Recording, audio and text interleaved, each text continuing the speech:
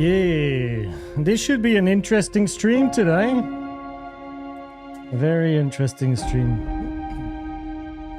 We are going to have a look at the altcoins. While Bitcoin is ranging, not really doing that much, no? Okay, welcome everyone, welcome everyone, welcome everyone. Shut off the music, close Spotify. Welcome everyone. It is good to have you here. And before we start, I want to show you something. Give me 1 second here. So I want to show you this. So scammers are a big part of this industry, unfortunately. And that is why we have a scammer alert channel. And on Telegram, it is a pinned comment, right? And it got to my attention, thanks to Heath, which I regularly talk to on Telegram, that there is a deep fake AI of me circling around, made by scammers trying to scam your information, or at least get your information to then scam you later. So please read this.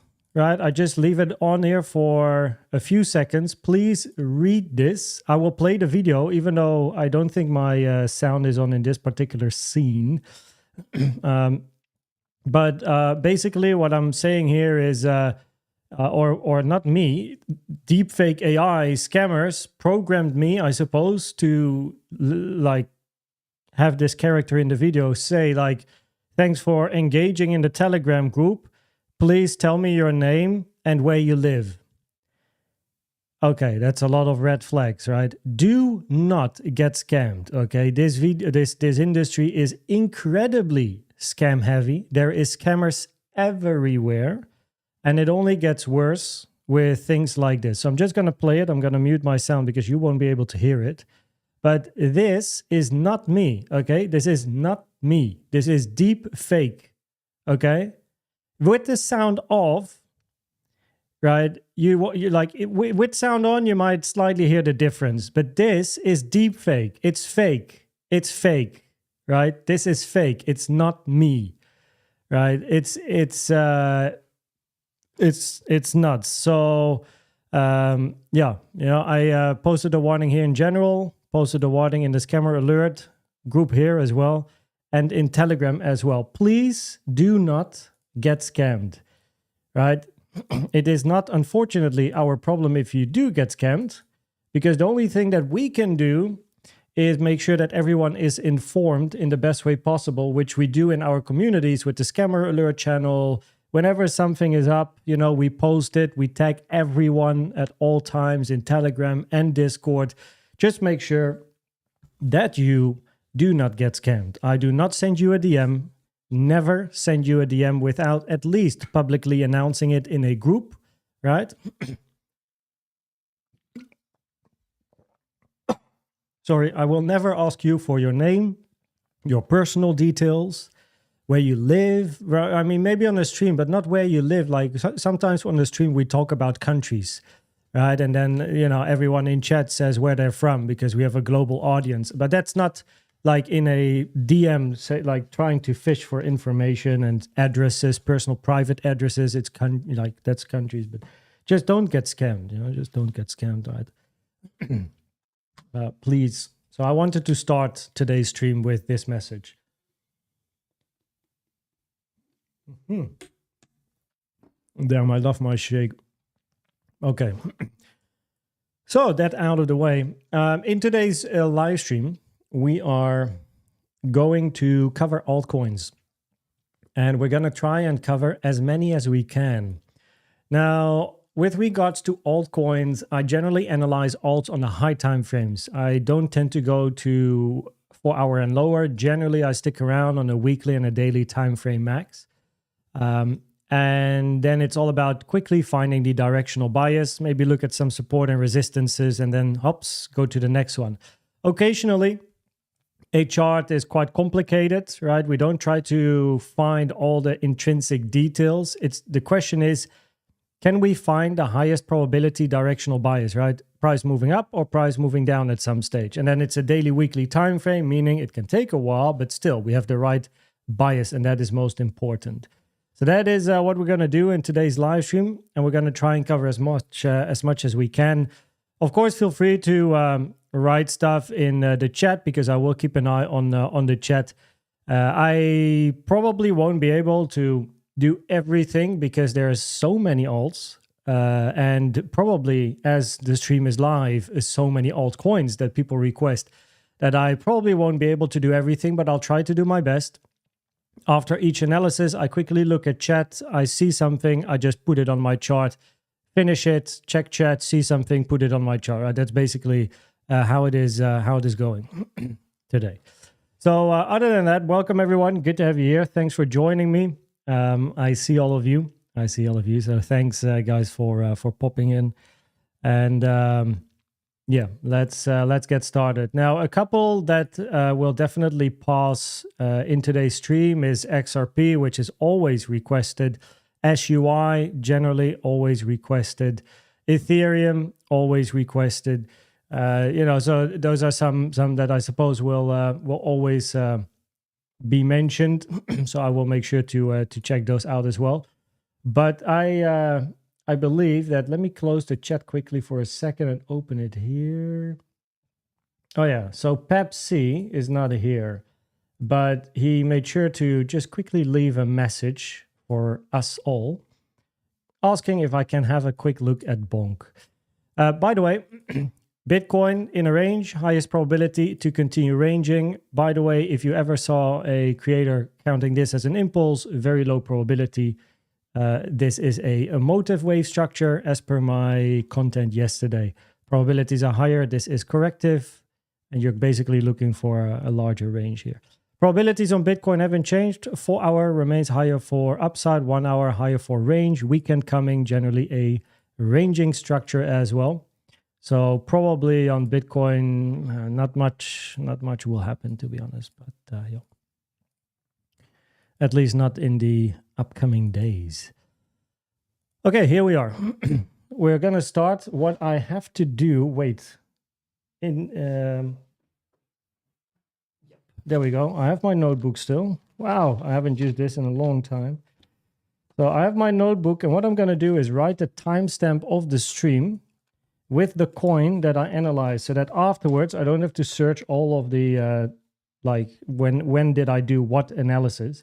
So currently we are 11 minutes in, and 11 minutes and let's say 20 seconds. And we're going to start with BONK, which is what I have here on my chart. Now, due to me being focused on analysis, during the analysis generally are not really able to check the chat too much. But of course, when I'm finished, I will. So this is a BONK weekly time frame. Now, I don't know if there's more information here on the left, but on my chart, the low is this pivot over here. Right? So we go to a daily time frame. And on the daily time frame, of course, price at the moment is moving, which makes the analysis very simple, right? I actually don't really want to focus on what's happening here. I want to focus on what's happening here, right? So which of these two pivots is the low? Wow. 888, and this is 886. Okay, so this pivot is lower. That's good to know. As you can see, price moved towards the upside. So here we then have an impulsive move towards the upside, a 5-wave structure. Of course, like this is a duh moment, but this has to be a corrective structure because price took out the high. So quite simply, in a bullish scenario, we are going to label this as a 1-2, right? Makes sense. I don't have any analysis on BONK, it seems. Now, it is common for a wave 2 to retrace to the 0.5 to the 0.786 area. It retraces to the golden pocket, so that is perfectly fine. And in the bullish scenario, of course, you look for this, which means that now we have bull. And what we are looking for is the volume. Currently, the highest amount of volume is in the last move towards the upside. So we have to be aware that this range here might be another 1-2. right? So you can see that, cool, we have a big 1 and 2, but then here we have 1, 2, 1, 2, most likely. Then you get a 3, and then the question is this a 4, 5, 4, 5?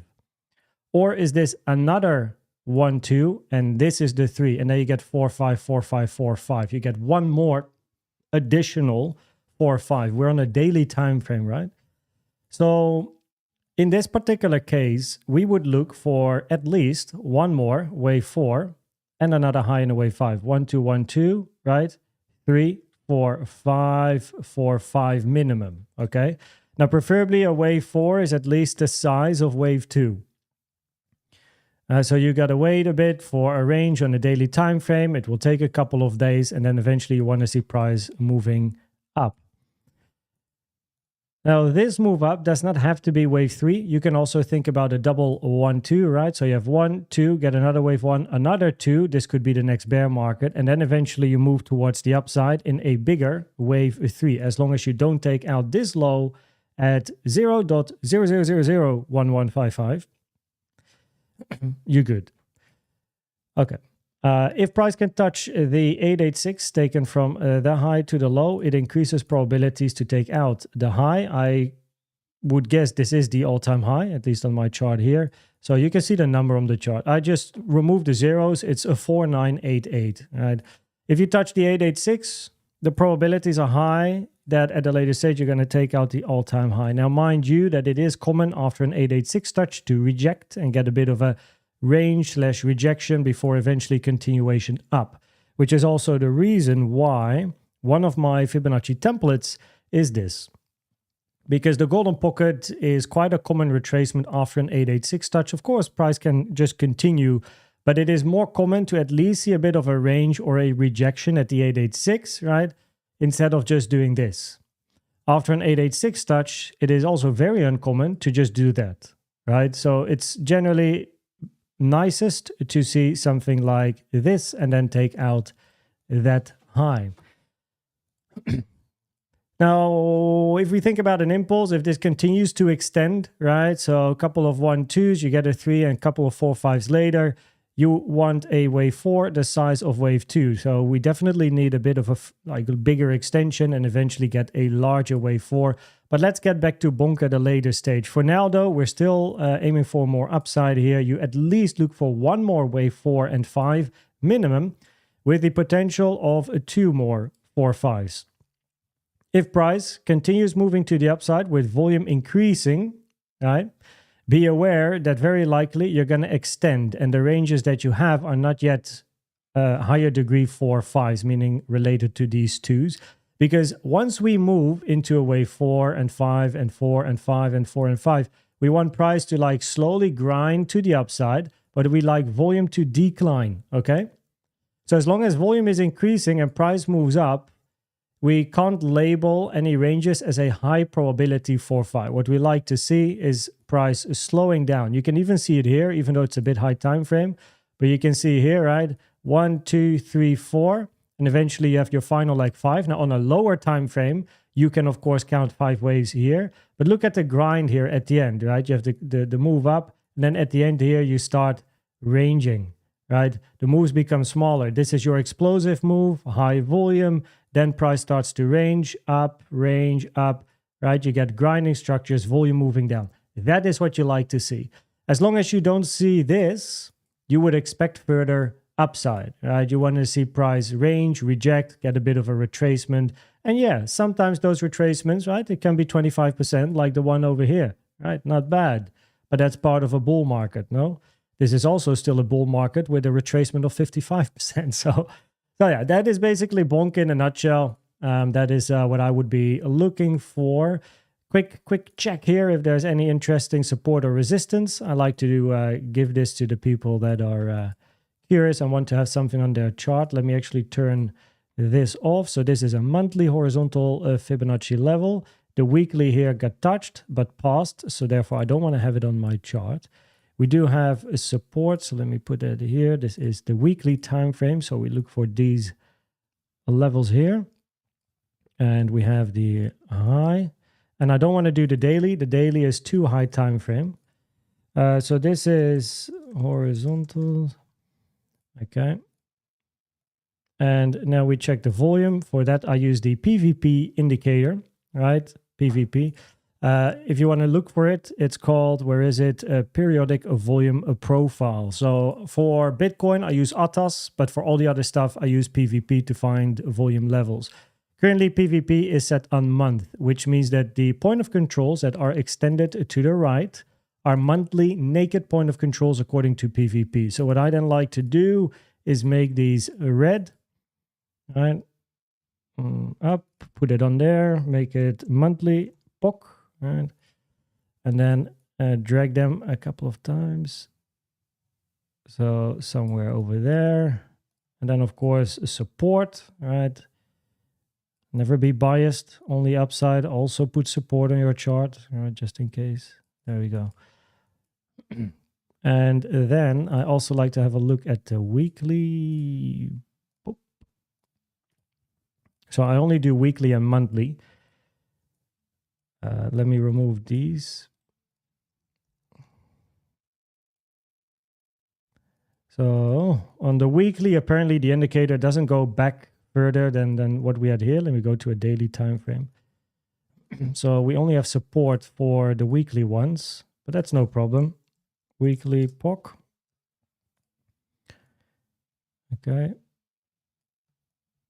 And after this, we're finished and we go to the next one. So. Okay. So yeah, we did Elliott waves on BONK. And yeah, we have a nice area of resistance. So as mentioned, we actually preferably like to see some more upside. No? Area of resistance, area of resistance. So those are the two that I would keep an eye on. The yellow line here is a weekly level. There we go. So confluence over here at 5125 and confluence at about 4.3, right? 4.3. So those are areas of interest. Bearish is, of course, an ABC to the upside, which means a three-wave, wave A, wave B, wave C. After C, you basically go down, and then BONK will very unlikely ever recover. So you don't want to see that. So first of all, for the bulls, right, summary, couple of 1-2s, still want to see a couple of 4-5s. You want to see volume decrease, not increase. As long as volume is increasing, as price moves up, you would expect higher prices to come. Eventually, you are going to get a 20% retracement or whatever, because that might be like over here, your wave fours starting. Fours, fives, right? You get a couple of 4-5s, bit of a grind, so volume moving down. After this, you would expect a deeper retracement or a bigger range for a wave 4 for the bulls, right? A wave 2 for the bulls for potentially a double 1-2, right? And for the bears, wave C down. Right, so that means this would be very interesting to at least take some profits. No financial advice. Okay, so I'm just here checking. So I saw this one earlier as well, so not this one. Yeah, I know this is SUI. I clicked the wrong one, but let me quickly get, because this one is always mentioned. I will do sushi next. I thought for a second it was sushi. We are 22 minutes in, and we're SUI. Okay. SUI is very simple. Actually, this has been absolutely incredible. So when we analyzed SUI, when price was moving down here, probabilities were higher. This was corrective. We were looking for these boxes. Very nice. Price moved up. Big boy moved to the upside in 5 waves, right? With a diagonal here-ish structure at the end. And then now we have another move down and then a 5-waver up, right? Very, very nice 5-wave structure. 1, 2, 3, 4, 5. That's what you want to see. You want to find the coins with high probability Elliott wave structures, right? Not the messy stuff, the clear stuff. This is very clear. Very 5-wave structure up. Very messy structure down there. The 3-wave structure to the downside. Okay, touching support as well. Very nice. Now on SUI, I'm just looking for price to take out that high. I'm in SUI, by the way, myself as well. So I'm at least looking for price to take the high. Locally here, couple of 1-2s, prices moving up. Check the volume. Highest amount of volume at the moment is here on the daily time frame. So also here, same as BONK, still looking for a couple of 4-5s at some point, right? Bit of a grind, slow grind to the upside, few 4-5s, volume is moving down, and that is the moment where I will personally take profit or even close the trade, depending on what I see. But at the moment, I'm still in. Absolute minimum target is taking out that high, which hasn't happened yet.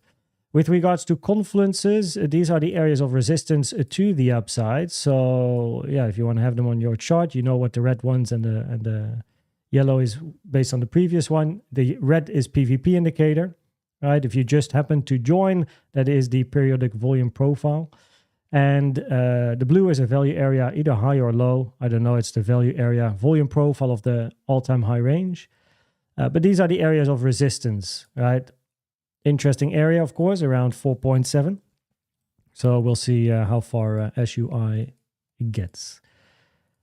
Yeah, this move to the downside, by the way, higher probabilities, it is a corrective. So for SUI, eventually I am looking for price to take out the all-time high. If you look at this move to the downside, then it's very tricky to count a motive wave here to the downside. I don't know if I have one. Oh, that's my confluences. Oh, that's the dailies. Okay, so wait. Why is this folder there? Oop. Couple more confluences. VPs. Okay. Never mind. What was? Oh yeah, the counts. So bull. That's your 1-2. Bear would be a diagonal down. Diagonal. It's definitely not labeled WXY. So this would need to be an ABC by now. So in that case, this is wrong. B needs to be up here. This is probably A, B. Look for wave C. Right, invalidation is the high. This is at the moment not the highest probability, but aware. Right, so again, if price starts to create locally some 4s and some 5s and volume goes down, right? You look at a finished impulse here to the upside. So you're going to look for a retracement, which can be another wave 2. It can be wave C is finished, and in a bear scenario, you continue to the downside, right? So you got to be aware. And from a trading perspective, it's the same. You look to take some profits and then observe the new range or the retracement. And then based on that information, you know, either re-enter or you don't. Invalidation is the high for such account. If price touches the 886, and there we go again, at 4,70151, the probabilities are very high to take out that high. Mind you that I am on a lock chart because of the percentage moves to both the downside and the upside, okay? Very nice. So at the moment, I'm looking for the bullish scenario till proven otherwise. Keep an eye on that 886. Keep an eye on the resistances that I showed. Keep an eye on the 4s and the 5s. So then SUSHI was next. And interesting, I do not have that on my folders. SUSHI. Oh, wait. I don't want to leave mess behind.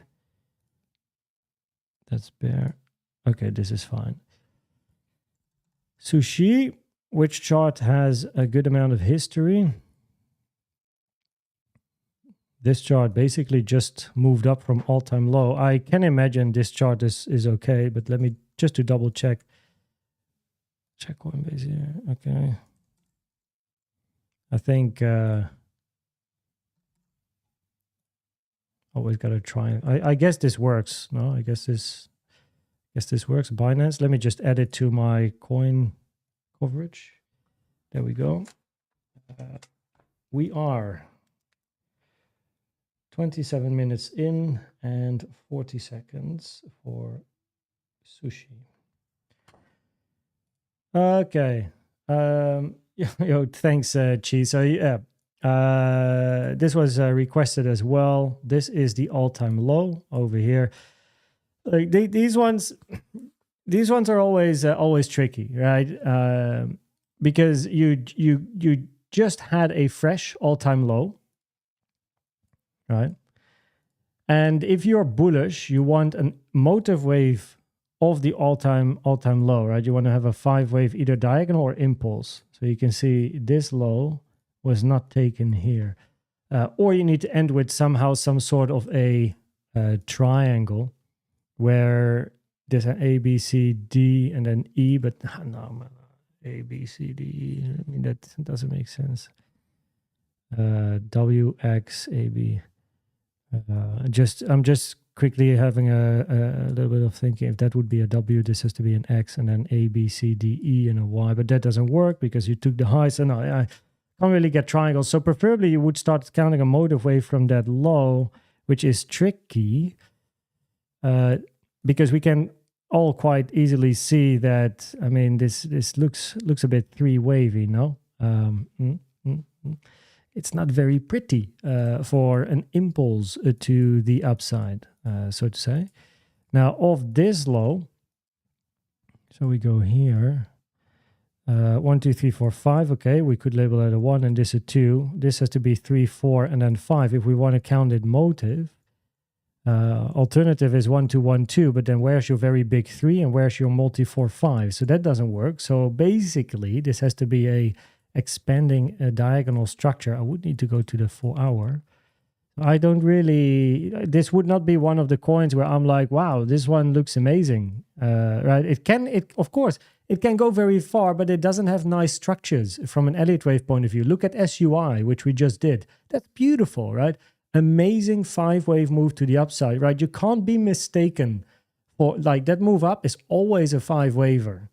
And then you get a nice, slow, overlapping correction to the downside. I mean, that's perfect Elliott waves. This is, of course, not great, right? So it's definitely not a contracting diagonal. You have to think about an expanding, if any, which basically means 4 bigger than 2, 5 larger than 3. Now, 4 is definitely bigger than 2. 5 is larger than 3. So, and I just want to show you the pools as well that I then do is like that. So basically, this is your starting diagonal. All right. 1, 2, 3, 4, and then wave 5 with 5 waves in each. So we need a 5-waver here, 5-waver here, 1, 2, 3, 4, and 5-waver in there. After a diagonal, you would expect a deep retracement. All right. Now, of course, we already know that the retracement is corrective, but if one looks at this structure to the downside, then one can see it's not a motive wave structure. You can't count an impulse here, 1, 2, 3, 4, 5, due to all the overlap.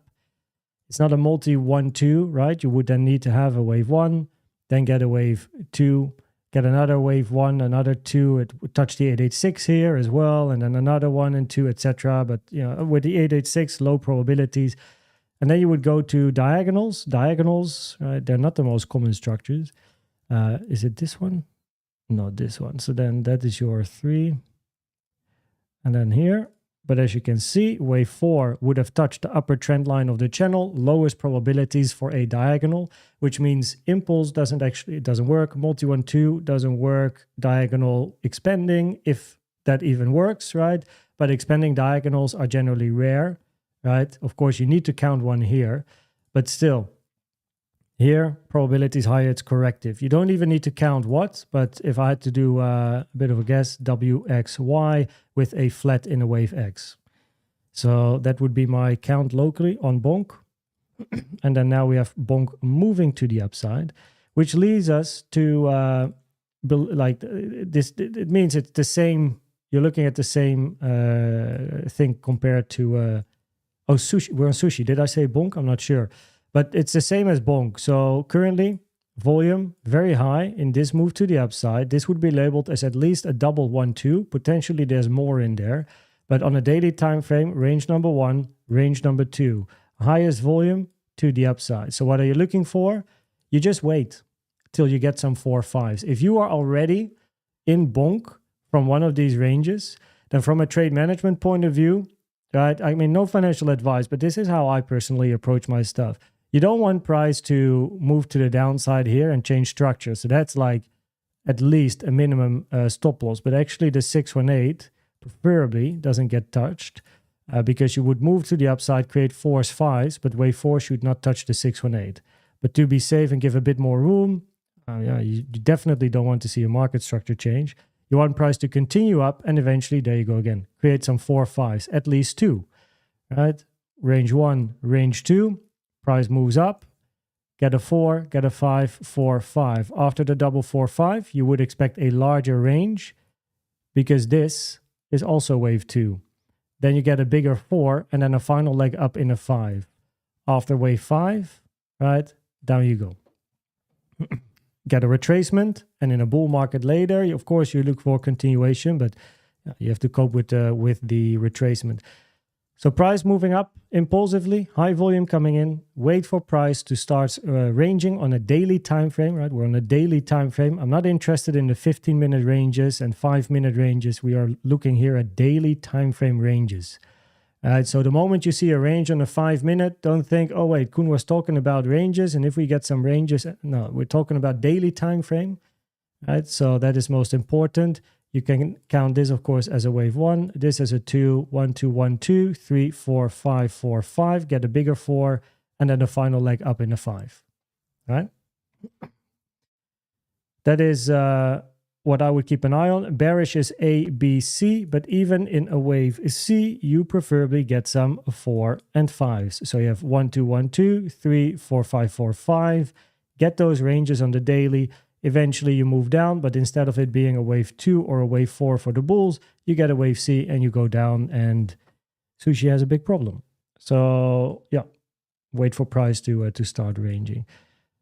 Okay, yeah, I don't like. I mean, I think I'm not alone here. This doesn't look like a great impulse. It's definitely not. We took out the low here. ABC. No. I don't know. It doesn't. I don't like to look at SUI. Very nice 5-wave move, and look at this. I mean, I hope you can see the difference. Right, up, sideways, up. Where are my 4 5s? Where's the range? Is this a 4? It's not nice. 1, 2, 3, 4. Maybe I can 1, 2, 3. Or you could get a 5 in here, but then that's 1. That's your 2. 1, 2, 3. How about this move to the upside is actually a WXY? I mean, it would make more sense than counting it as a motive wave. So just be careful. But yeah, can't say anything about taking this high. I preferably focus on the local structure here, which is the daily 4-hour time frame, and I shared my thought.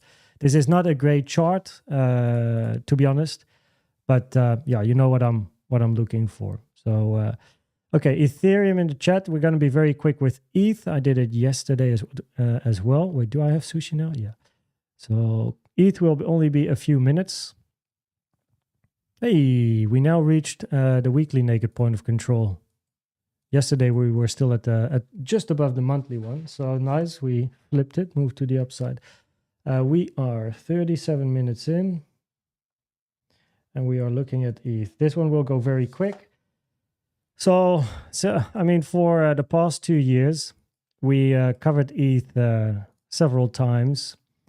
Made a separate video on ETH as well, right? I can really recommend it if you want to know my thought process. Now, of course, it's too late to get in, but you can watch this video from 3 months ago where I explain why is Ethereum possibly bottoming at one of the 2 areas of support that I had here. It's explained in this video. You can see the green boxes, right? Those are the ones I talk about. Yeah, so it's a nice bit of analysis. First of all, from the all-time high to the move to the from all-time high move down, very much a 3-wave structure. We can't really be mistaken. So generally, the moment this is a 3-wave structure, highest probability, which happened here. You might ask why. Well, we touched the 0.618 at that moment, and probabilities are then higher that this is a zigzag compared to counting wave 4s, because you don't want to touch the 0.618. Most bearish scenario would have been a multi 1-2 and a 1-2-1-2 and then a 3 down. but this wave 2 would have been a lot longer in time compared to this one. Your wave 1 is also longer than the first one, and that's not preferred. So that is where the probabilities change for the bulls. So that was the first moment where probabilities were higher to go up and take out all-time high. Now, of course, the range continued. That's no problem. The bias remains the same. You just got to figure out what the corrective count is. And that is, which one was it? Was it this one here? Yeah. So I had to check my folder. So we were looking for a WXY. I always struggled with counting this as an impulse because of this mess in the middle. Couldn't really get a nice impulse to the upside here, a 5-wave structure. We have a lot of overlap in the beginning, and this range was a big mess for impulsive structure. So I labeled it myself as a WXY, but because this move down is a wave W, or a 3-wave structure, I should say, you're looking for either an X or a B. B would be for a flat, A, B, C. X is more of a sideways range, right? For a wave B, you need to at least touch the 0.9. Where is it? Over here. And price did not touch the 0.9.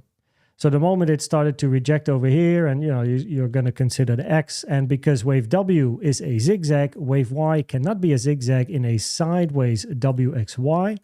Probabilities are higher. It's a sideways WXY because wave X touched the 0.7 Fibonacci. So you're not actually really looking at double zigzags. Lowers the probabilities touching that 0.7, which means W zigzag, Y can only be a triangle or a flat. Flat will always have the highest probabilities first before maybe merging later in a triangle if you get more info. Now, eventually we then got the flat, and that was the reason we were looking at the support areas for a bounce up. Now price moved to the upside locally, and we, I believe, still have some good volume coming in. Now, I don't know which viewer it was yesterday, but rightly so, the viewer put a channel on the chart. This is a base channel for the ones interested. And basically, if you count an impulse to the upside, you take it from the start of one, end of two. You want wave 3 to move out of the base channel. 4 comes back, then you get wave 5. The moment you break the base channel, probabilities are low that everything here is still part of the same impulse. So therefore, it would make more sense that this is a finished 5-wave impulse in a wave 1 alternative for the bears, wave A, right?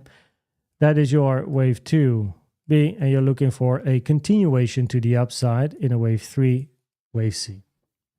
Okay. Now, with regards to the price action, we have in that case, of course, this is counted as a single 1-2. You have another 1-2, 1-2, 1-2 here, right? There's 3 1-2s in that case. Counted at least as 3 1-2s, highest volume in the recent move up, right? You want to see price move vertical. Yeah, so you want price to move vertical. So volume coming in. Big candles, of course, to the upside. We are now at resistance, weekly naked point of control at 3.7K. And yeah, I mean, after a WXY, by the way, you want to see at least, that's a minimum target, the 0.9 touched, if you would consider a bigger flat, which minimum target would be 4.5K. And that's minimum for the bears, because for the bears, you would consider a flat ABC. But mind you, wave B would at least need to be relatively similar, or not similar, but in time, you want wave B to at least touch the 0.382, preferably, right? So you would, for the bears actually want to see this and then finish at least after the 27th of July, right? So a lot of time. Now, if price continues up and touches 10.5K, you're not even going to consider any bear scenario. But the bulls have the highest probability at the moment. No reason to consider the bears as the highest probabilities. WXY, 1-2, couple of local 1-2s. You're preferably, of course, looking for continuation. Get a 1-2, eventually plop 3, get a 4, and then a final 5. After wave 5, that's your bear market. Okay. We are at some resistance. Let me put the levels on. There's actually more at where price is now. So price moved beyond here. Chuck. So currently we are at a little bit of resistance. We are moving into resistance, of course, with volume. So yeah, don't expect too much here, but it's at least good to know, I suppose. What's this fixed range? Oh yeah, we passed this as well. So okay, so that's Ethereum. That's Ethereum. That's Ethereum. I see a lot of Link coming in. LTC Link. What's happening on Link?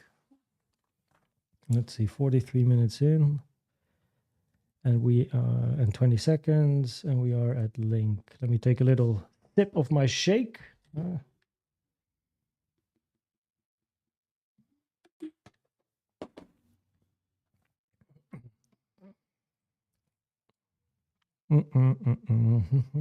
Do I have any analysis on links? Oh, yeah, I do. On Link, not links. Link at the moment at the highest point of control here. A bit of resistance with that, and a weekly. So we are at the moment at resistance on Link. If it passes this area, then I would look for 22.7. It's the next area. What's weekly bull? What do I have here?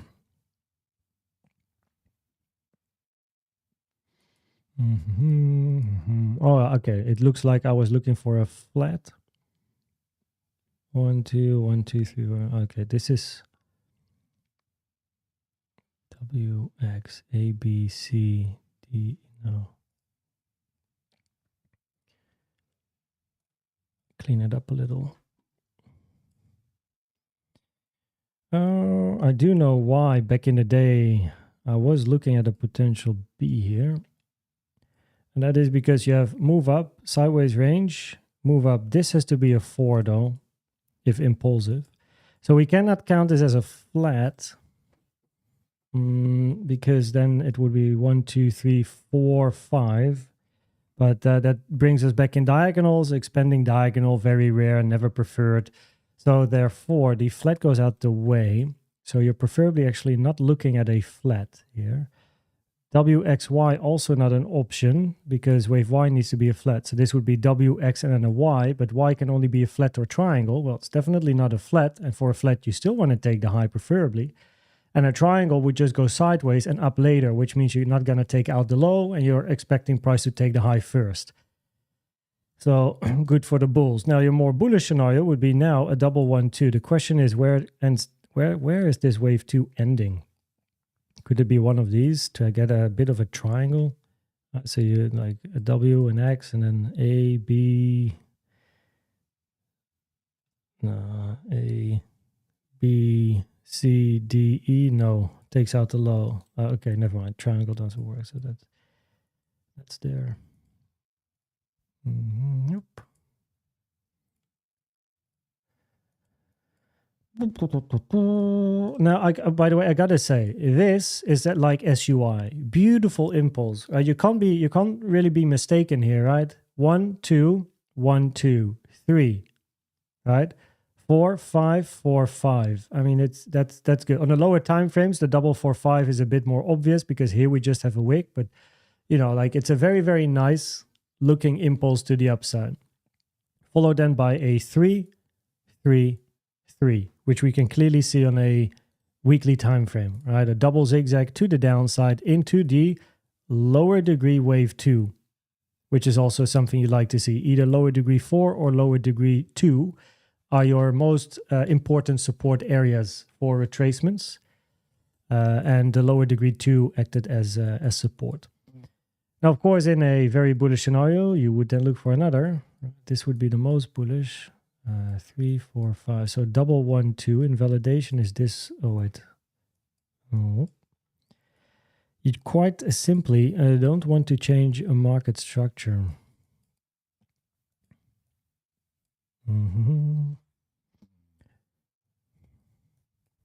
Crazy moves, huh?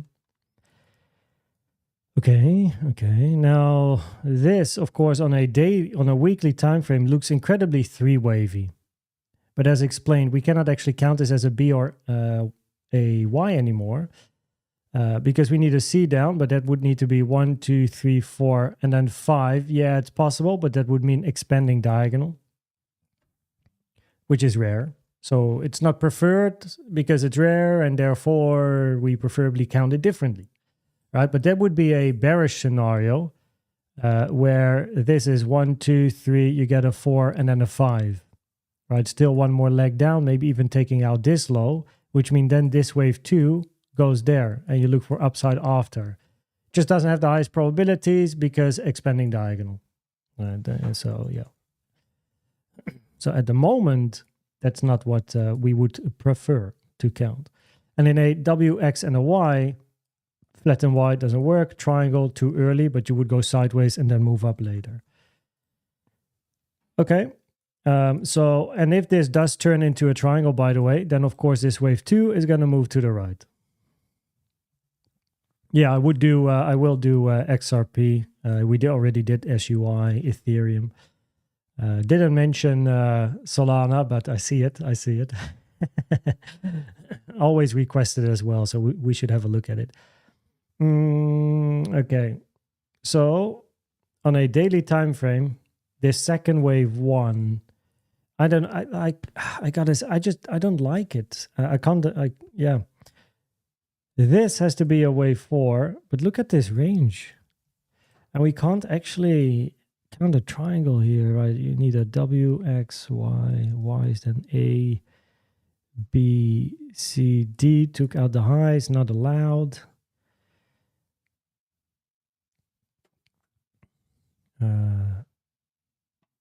W, X, A, B, C, D, E. No, took out the low, not allowed. You can't get triangles in there. So that like a triangle is basically one of the few ways where you can create a low but end a structure at a higher low, because E is of course higher than your A. But yeah, we can't. So this move up is incredibly like 3 wavy. Of course, I don't count things in absolute detail on a 1 hour and stuff time frame. But just if you eyeball it, there's nicer charts like SUI. Like this impulse on Link, this is beautiful. That's nice. This, not much. So therefore, like, yeah, okay. I mean, probabilities are higher to see price move up. Give me one second here. No. Yeah, we never had a gap. We can't count this as a clear motive wave. At least not an impulse because of all the overlap.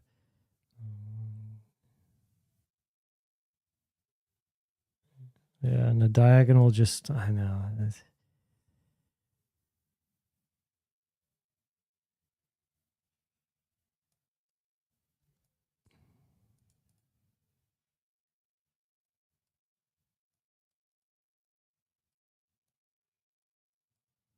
Something like this.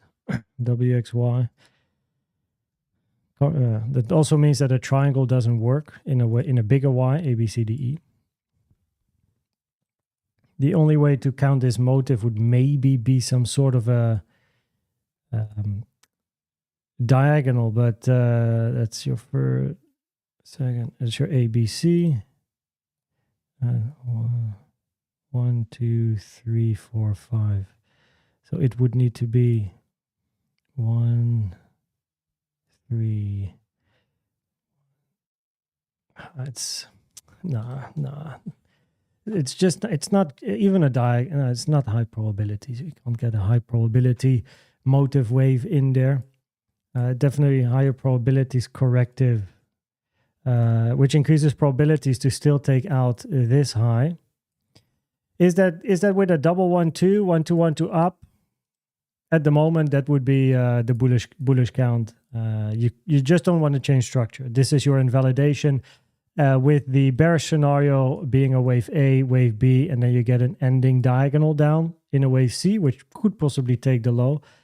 But in a flat, you would expect price to move up. And I checked if this is motive high probability or not, because of course bearish, even more bearish would be A, B, C, and then 1, 2, and down to the ground goes Link.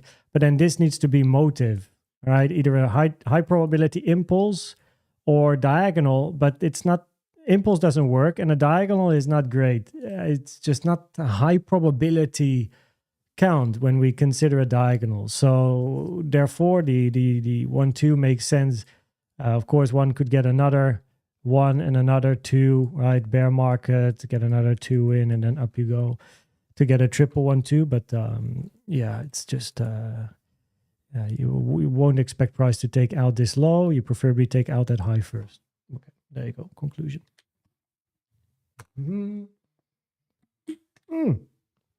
Yo, see you, Muck.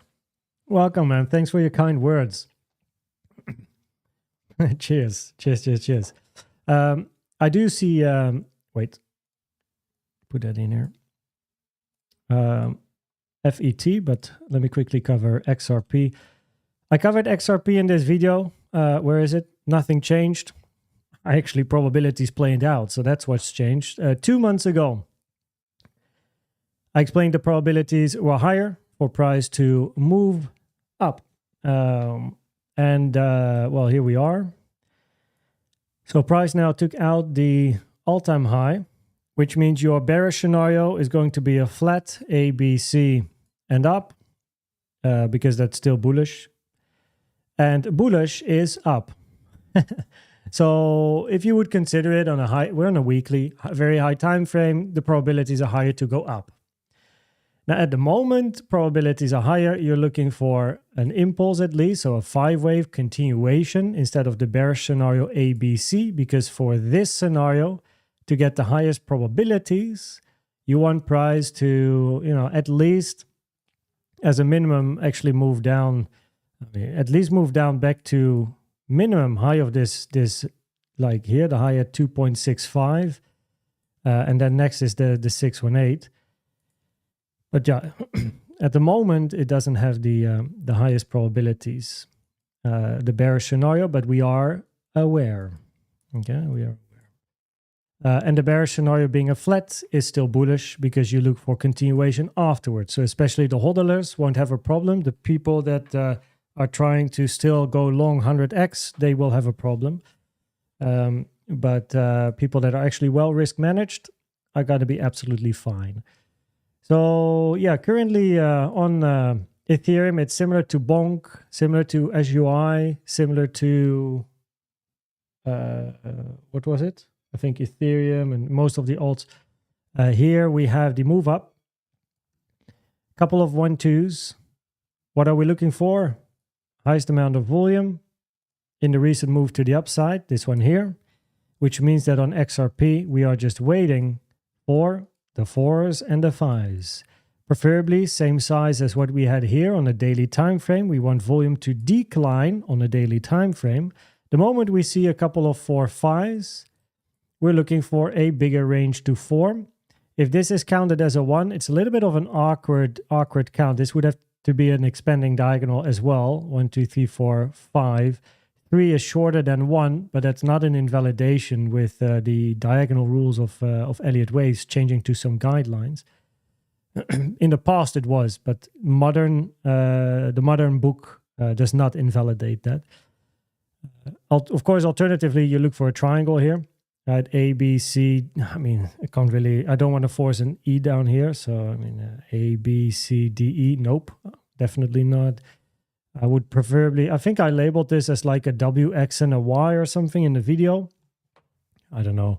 But we were looking for upside. So by all means, what we are looking for here is a couple of 1-2s, have the wave 3, highest amount of volume at the moment in the latest move up, wait for price to range, reject, right? Yes, you're going to have some days where it's going to be red, no problem. 20% down, 30%, no problem. Start a range up, right? Get a couple of 4-5s, grind to the upside, preferably overlapping, right? These ranges, just like we had here, you start with a mess, you go up, you end with a mess. After that, retracement. Either get a bigger range here for a bigger 4, where this is then wave 1, that's your 2, that's your 3, get your 4 up in 5, right? Or you get a larger retracement because your impulse is finished. Control Zetting here. Pop, pop, pop, pop, pop, pop, pop, pop, pop, pop. And then you have your 1-2s, your 3, your 4-5s, get a bigger retracement. Based on this retracement, potential for continuation or not. Because if this is corrective to the downside, you look for price to go up. If it's motive, look for price to go down. In other words, on Ethereum, we are looking for price to continue towards the upside. Even in a bearish scenario, by the way, we preferably still get 4/5s or an ABC. Doesn't have the highest probabilities, the bearish scenario, but we are aware. After the 4/5s, look for price to turn around. Okay. So that is... oh, shit. I forgot to put the time in. When did we... I started covering this, I would think 5 minutes ago, so that must have been around 53. 53 minutes, probably, XRP. Check, because I'm not too sure. Somewhere. That's just important for the timestamps coming up later. Cardano. Wait, clicking on Solana, CAC-W. I mean, we'll do Solana anyway, and then we'll get to Cardano. So Solana was also requested. So, okay. Let's have a quick look. What do we have on Solana? Base channel, trend channel, bull. What's group 1? Local count. Group 2, local count. Bull. Yeah. I think locally we touched the 886 here. So probabilities would be higher to take out the local high at least. Eyeballing it, but I'll check it. So main point of control was at 100. Acted as support. 1, 2, 1, 2. So yeah, this one is still the bullish scenario. For me, the final leg up being a wave 5. After wave 5, retracement. Makes sense. Now, it has to be said, though, that... I will not be surprised if this wave 4 is going to be longer in time. Sure, it's sharp here, but I am not going to be surprised if we go sideways longer. Sure, we have a bit of a move up, but this is short in time. So I can't be fully convinced yet that from a time perspective, Solana had enough time to correct. So at least the low is made after the 382 fib time compared to wave 2. That's minimum, but generally your wave 4s are a little bit longer compared to your wave 2s or equal in size. Equal in size would be this green line, but that's your current, one would think, the end of your 4. So yeah, I won't be surprised if you get a WXY or move into a longer triangle and then up for your final 5, take out the all-time high one more time. Of course, the result is the same, and preferably your low would be in, because the point of control at 100 was very important. These are all of the levels, and below 100, which was in my video as well, in Solana, the Solana video in the altcoin playlist, this was the main support I had. Below this, you go to the 0.5 at 63. That's a big move down, right? In other words, we preferably do not reach that. But I'm not sure if I'm confident in that this is the end of the correction and we're working on an impulse up versus a bigger sideways structure because of time. Now, this move down, I think I analyzed it shortly in a previous stream during the video. At the end of the video, I found it. I didn't check it actually before, but in this move down, the 618 was touched. And the 618 is not great for a wave 4. It pretty much invalidates wave 4s. So it's quite tricky to count a motive wave to the downside here. Let me actually have a look what I have here. So this is not a... This would be a motive wave. 618 is touched here for then a triangle in a 4. A, B, that's your C. But if that's a ABC, then this by now has to be WX and get a wave Y, because we touched the... This might, for some, might go incredibly quick. They're like, yo, what's this? Is this magic? Like, what are we talking about? Where are my simple trend lines and RSI and my red buy dot and my or a green buy dot and my red sell dot? Yeah, Elliott waves. So the 886 is touched, taken from the high to the low, which does increase probabilities to take that high. Mind you that in a corrective structure like a WX and a Y, that can be the end of something. You don't need to take out the high with the 886. So it might be a little bit dangerous to already pull the 886, but still, generally, I mean, this, what is it? 1, 2, 3, 4. This looks like 1, 2, 3, 4, 5. right? MAB. What do we have here? We got a solid 1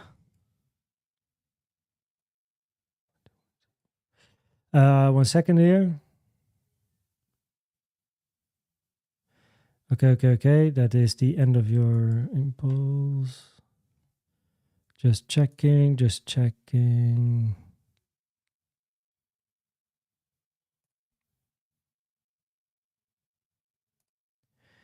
That is fine. That's fine. W,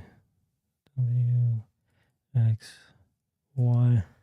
It's not sideways, but you might get a flat X zigzag in here because this looks like a 5, but this of course looks like a 3. So either one would count it A, B must be end somewhere here and they get a C down, or you label it flat in W, X, and then a Y. But the result would be similar in that you would count as corrective, which increases probabilities to take the high here at 188. Okay, and what's group 2? What do I have here?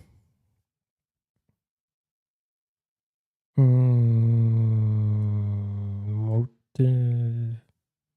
Okay, yeah, that's the same issue because your lower degree 4 is touching the 618 there, which does lower probabilities that this is a wave 4. So because of the 618, probabilities of a motive wave are lower. Increasing probabilities, it is corrective, which would increase probabilities to still take out the all-time high, which then makes us come back to the weekly and the bullish scenario. But look, from a time perspective, if we would follow Elliott waves to the T, basically, it would be nice to get a bit of a bigger range. Preferably don't really move down here or with a wick max. But yeah, probabilities would be higher to still take out the high. Locally, we can't count a high probability motive wave due to the 618 for wave 4, which is not great, right? We can count a motive wave, but we have to accept wave 4 touch the 618. We don't really like that. So it doesn't have the highest probabilities. Wouldn't be surprised if this turns into a bit of a larger sideways structure before taking out the high, but the result would be similar in taking out the high. So that would be the probabilities. Bearish scenario here on my chart is that we have a finished move due to the fact, again, that this is a lower probability motive wave due to the 618. Right? We keep repeating. Probabilities are higher. This is corrective. Now, corrective means that you can get a WX and a Y. If you count this as a simple zigzag, I think that is a bit tricky, to be honest, counting a simple zigzag down here. I would probably...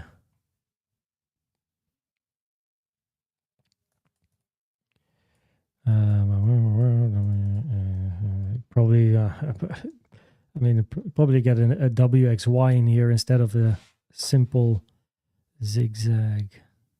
AB, yeah. But WXY means flat. So, and the flat would be 8, preferably take out the high, and then wave C, move into the fibs, finish, go up. Which long term, very long term, would still be upside, because this move definitely counts best as an impulse up. But the thing with the bearish scenario is you need more confirmation for that scenario because probabilities are higher. This is corrective due to the 618 touch for a wave 4, which is not preferred. And if this is corrective, the probabilities are naturally a bit higher to be inclined to look for wave 4 and 5 up instead of considering the bearish scenario first. But here you would, WXY up or flat and then up. You would still look for up. Okay. I also forgot to write this one down, but I happen to know it was at 59. Lol, come on. Solana. What was the other one? I clicked wrong because Cardano. Cardano. Hello? Am I blind? Ada. There we go. I was blind. Okay, rejected at the point of control here. Point of control, main area of resistance. This is a weekly time frame. Still haven't passed the point of control. We did get close again though. Oh, we swiped the liquidity. Wait, what's these lows? Are these lows all at the same price? What's this? This low is, 1 second, 512, 512, 511. Okay, wow. That's very close to one another. Someone absorbing. Now that means that because this low is not lower than that one, at least on this chart, a diagonal wouldn't work, but we're going to check another chart as well. So let's just check here. Okay, that is a higher low. So that's definitely nope. That's a lower low. 5101, 5107.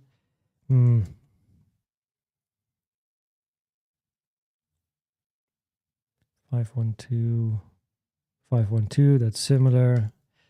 There's nothing that 510646, 5105, so that one is lower. Yeah, there's no high confidence that this low is indeed lower than this one. On some charts, yes, some charts no, some charts equal. So therefore, counting a diagonal for 1, 2, 3, 4, 5 is not high probabilities. Let me go back to my chart here. Hide this for a second. Oh, really? I only have low. Okay, nice.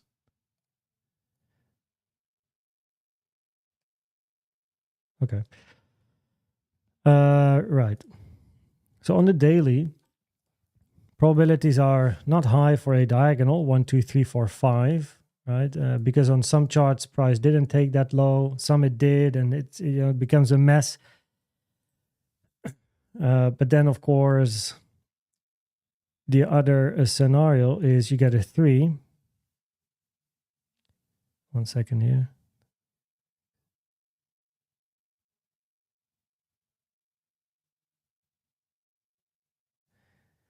This one is lower. That's your low here. Let me go to Coinbase. I always like Coinbase charts. Yeah, that's also the low. Okay.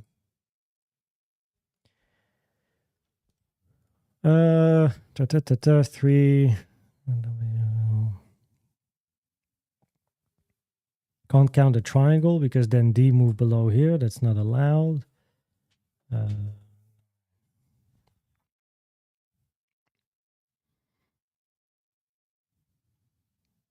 I mean, WXY. Yeah, you get WXY sideways. Or double zigzag, that would be. Even though X touched the 0.7, I don't think it ended on the 0.7. So that's it's like what Kennedy says. You can touch it, but it didn't end. So that would be the... Oh, no, wait. That's... Oh, no, wait. If this is WX, then X did touch the 0.7. Lowest probabilities for a double zigzag. It's not an invalidation, but... A bearish range is W, A, B, C, W, X, got a Y. That's bearish. Where this is basically a flat, A, B, and then a C, or A, B, and a C. So you get a flat in X. Oh.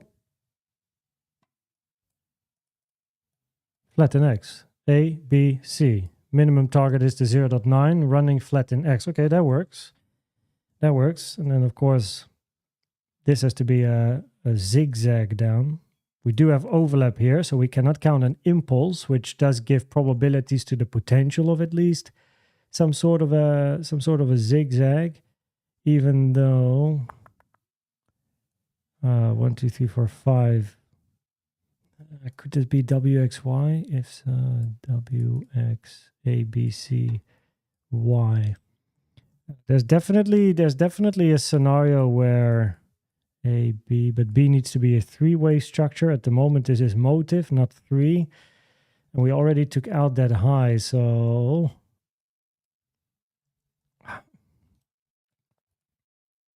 alternatively, we count this. No, you can't. You can't count 1, 2 here because this one's lower.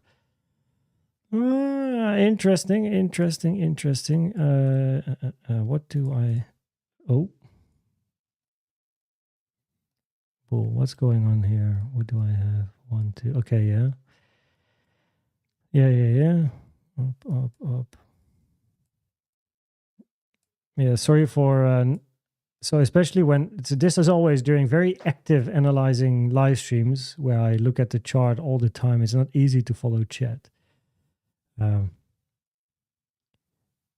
though my chat... I don't have thousands of viewers, but, you know... analyzing takes a focus. So we have the 1, the 2. This might be similar to look at this. Which one was it that was quite similar?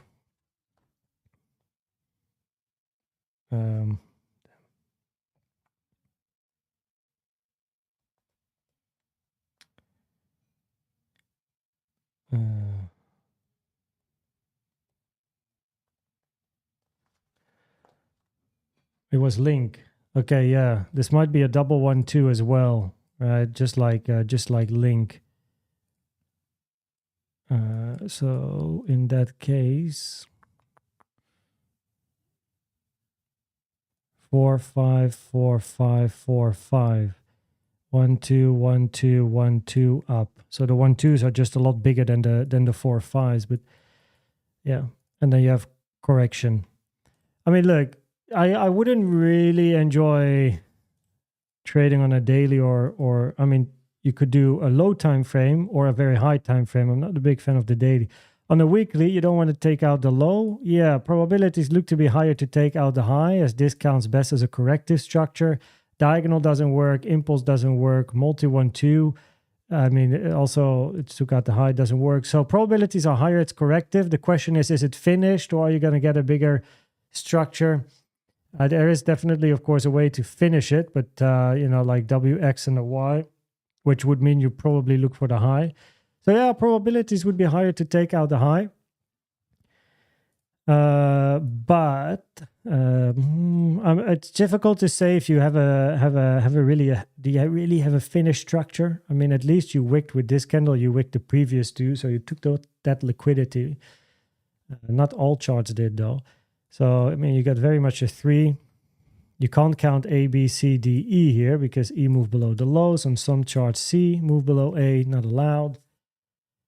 So you would move into complex WXY structures. Is it finished? Maybe. Anyway, the local impulse to the upside for the people that like the local price action, of course, price is moving up. We do have increased amount of volume. Mind you that the average volume here is higher than the single peak. Let me put on this. So you can see that the yellow line is higher than over here. So volume increasing as price moved up. Highest amount of volume in the recent move. This would be labeled as a 1, 2, 1, 2, 1, 2, most likely there as well, creating an A3, and then eventually you're going to be looking for 4, 5. So locally, you're just waiting for price to eventually move sideways, get a rejection, move up, rejection, move up, at least 2, 4, 5s because of the 2, 1, 2s here. Preferably those wave 4s are similar in size, so at least create a range of a week, about a week, in a wave 4, and then get a final push up in a 5. Once finished, look for a reaction, a range, a retracement. And based on this price action, okay, we'll know what to do next, because is this going to be motive or corrective? We'll figure that out. I mean, we just got to wait. But that is the local price action. On the high time frame, yeah, one would still look for price to take the high. Question... Yeah, you have something finished? Yeah, possibly, but preferably trade the local price action. Once moving into 4, 5s, eventually expect a retracement, take profit area, wait for the retracement. If motive, bigger correction. If corrective, proven corrective, look for price to move up, and then you know, up, higher. Can a 5-wave move end with a 3-wave? Only in a diagonal.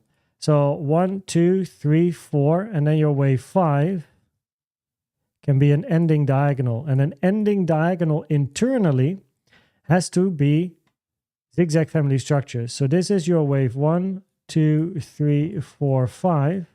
And then an ending diagonal, wave 1, 2, 3, 4, 5 are all zigzag family structures. So they're all 3-wave structures. But bottom line, it's still a 5-wave move, but internally, lower degree, they're all 3-wave. Oops, caps lock. Okay. Well, I read some Bitcoin stuff. What's happening here? I mean, we were looking for a range, right? So, yeah, we're not surprised. Because yesterday we already mentioned the move up is low probability motive. This one here. Low probability, this is an impulsive structure. So, yeah, not surprised. Continue the range. Okay, we continue. Bloop. Oh, I saw FET, of course, as well. We are 119, 30. FET. What's that on my chart? What do I have here?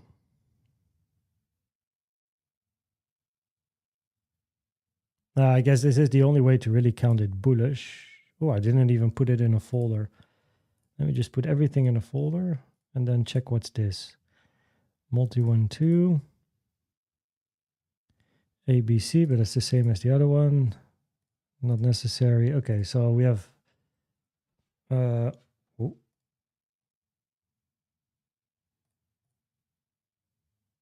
or okay. They're both bullish.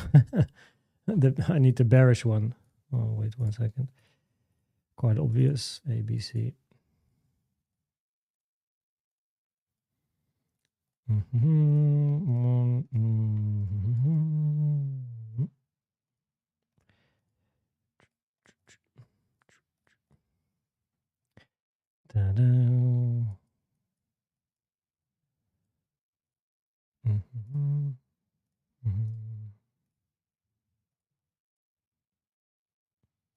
Hello?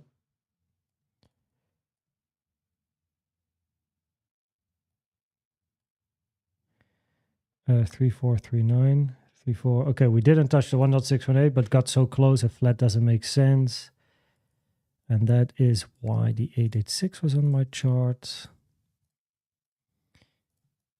So FET would be most interesting to me if we touch the 886, preferably get a bit of a rejection or move to support, and that would be increased probabilities to then later move up. Just so you oh no.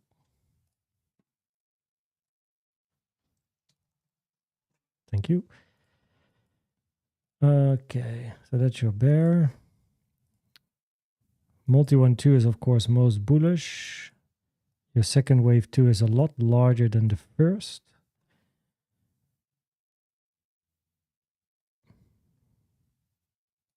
By 3. It's 3 times bigger. It's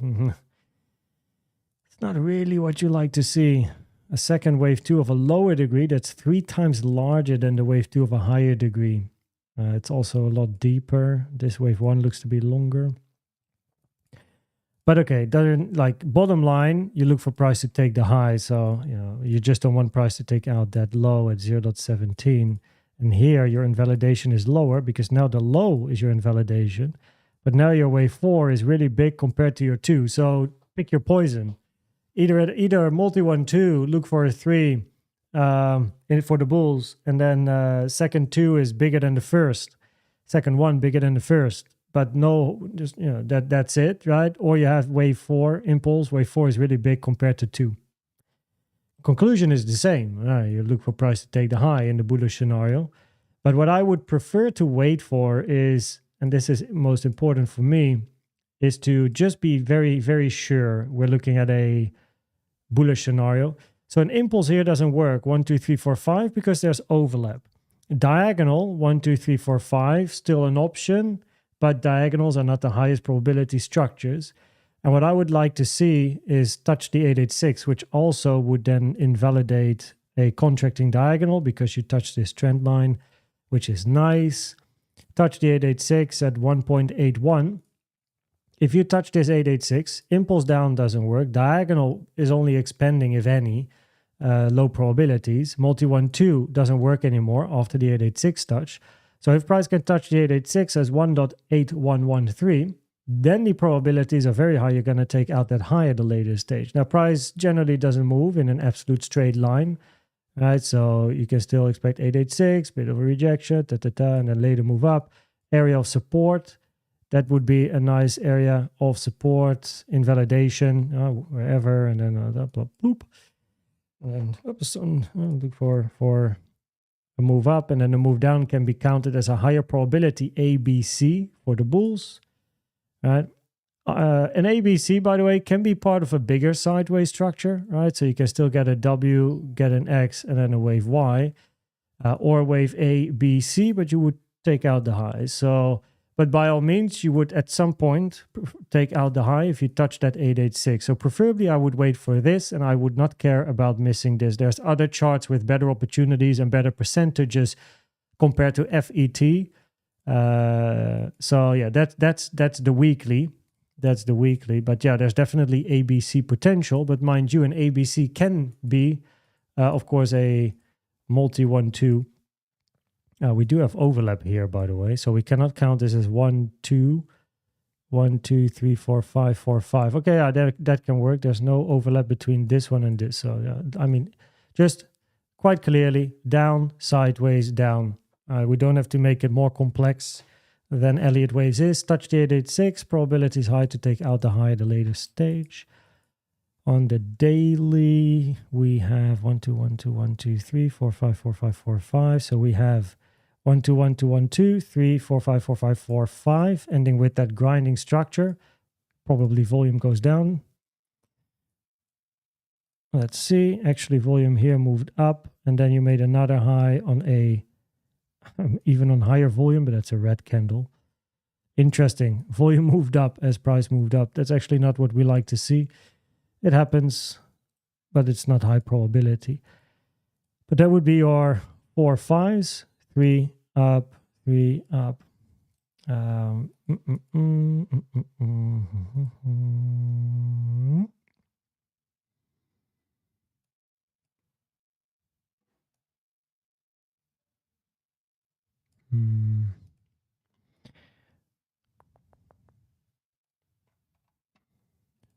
Question is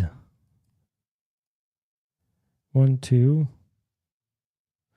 2, 3, 1, 2, 1, 2, 3, 4, 5. Okay, we can't get an ABC. I'm just checking. Can't get an ABC up here.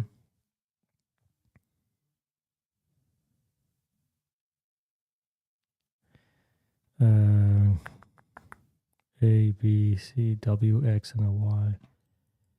I mean, in theory, bearish would be W, X, Y.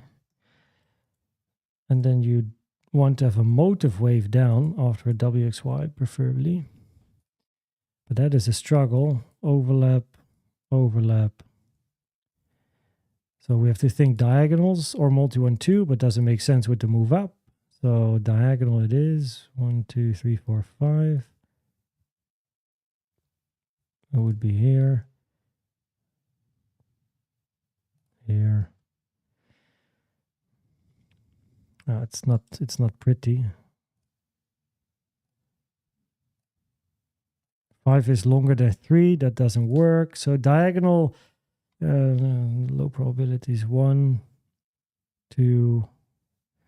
And what if we do this? 1, 2, 3,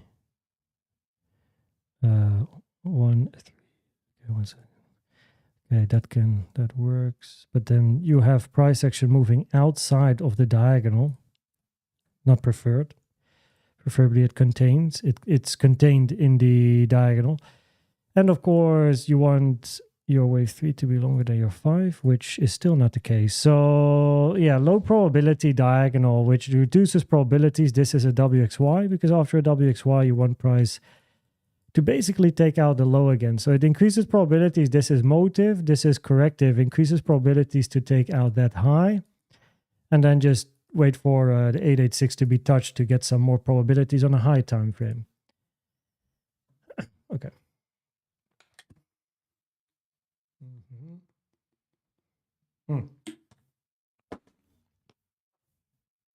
Okay, yeah, I saw ICP. Wait, what coin did we just do? Fed. Okay, I wrote that one down.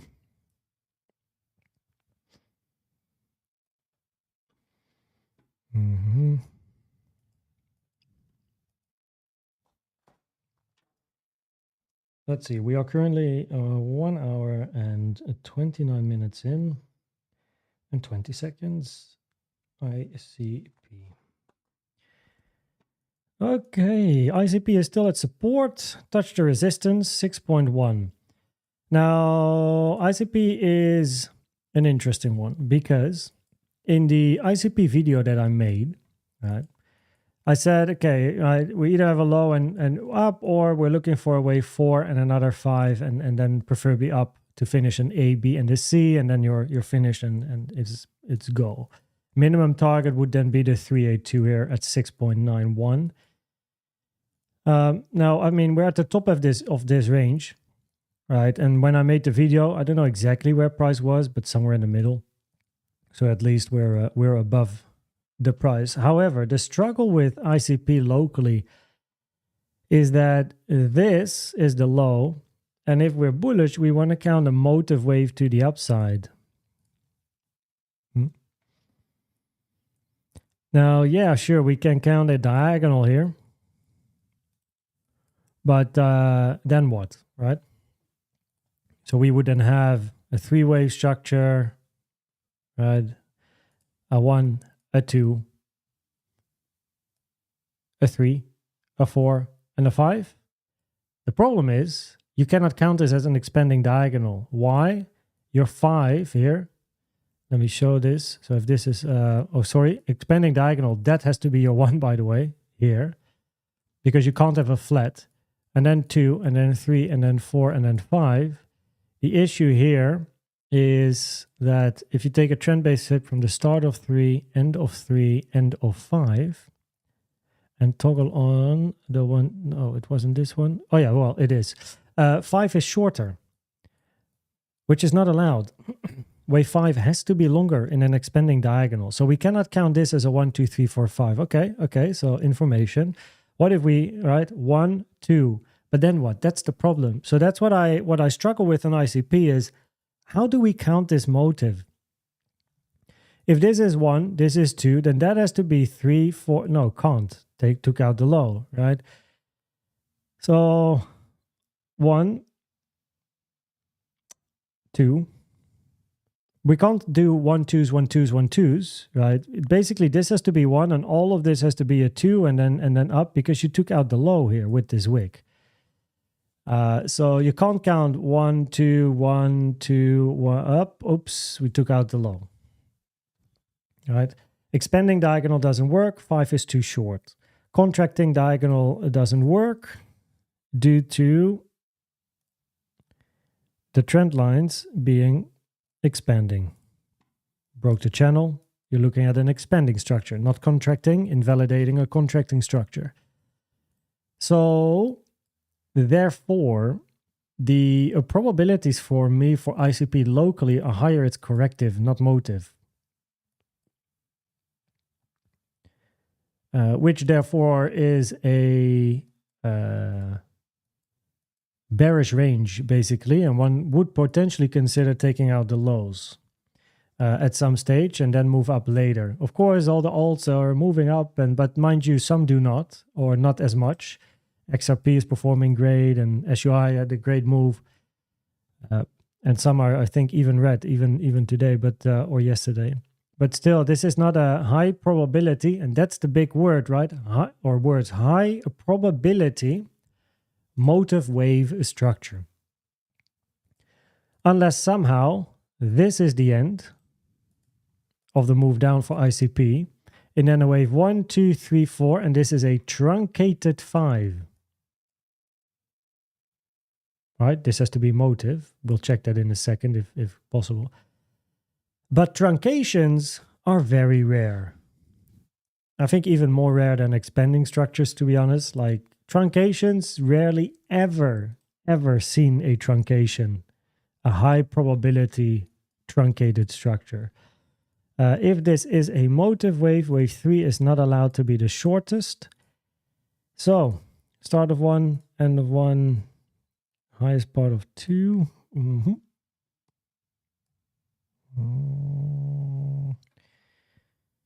1, 2, 3, 4, 5. I mean, if we would consider this the end of 3, then at least that would be like 1, 2, 1 flat, running flat 2, and then 1, 2. 1, 2, 1, 2, 3, 4, 5, 4, 5. 1, 2, 3. This has to be 4, 5. So maybe there could it's a little bit measuring, and but there might be a 5 waiver. So what I would be looking for here, let's talk about the approach. So I was in ICP, by the way, but you can hear me talking in the past tense. So I was part of ICP. I closed in profit, no problem, right? We made money, but it's not what I wanted to see, right? So I don't know exactly where I joined. I would need to check my data. Somewhere, I don't know, like somewhere around the middle-ish area. I had no problem with price moving down, taking the low. My stop was far, so no problem. But the fact that after price then moved up, I checked this range. I was like, nah, I'm not really feeling this as a high probability motive wave structure. I either need more information to get back in or take out the lows to get back in. Now, what am I looking for locally? If this would be a truncated 5, then we want to see a 5-wave motive wave up followed by a corrective retracement. That would be a new entry for me. It's probabilities. 5 up, corrective move down. You would look for price to take out that high. That's the minimum target. Now, that requires patience, and it requires, I don't care what price does locally. Right? Just sitting on the sidelines, checking what price does, all good. We touched some resistance. Weekly naked point of control was here. Right?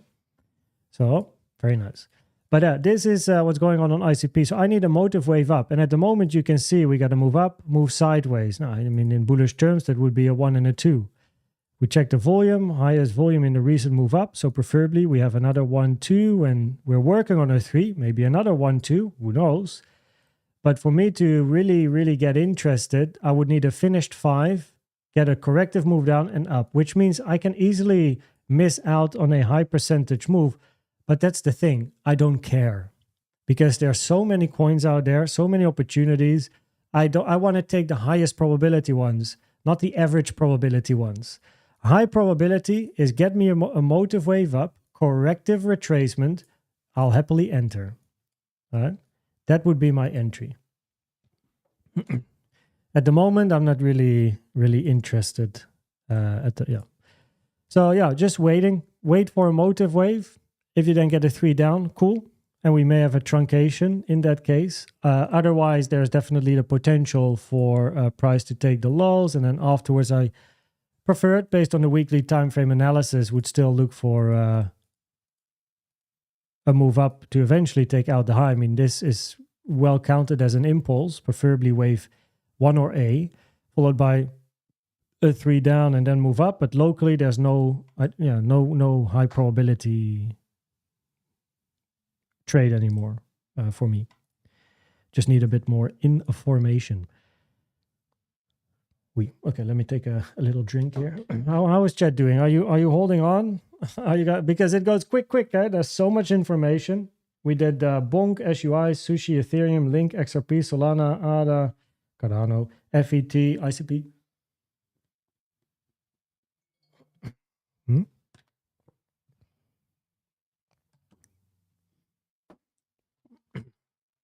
One second, guys. I'm hydrating my throat.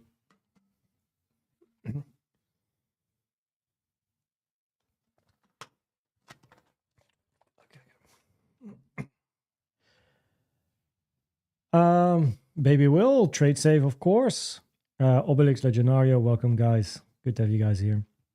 I see. Wait, what was the?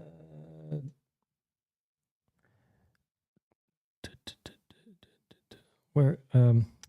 Guys, I see Uni coming. Quick sticks. We'll get to the end. We are 139. 05 Uni. Okay, Uni, what's hip? What's up? I mean, this is like an Ethereum chart.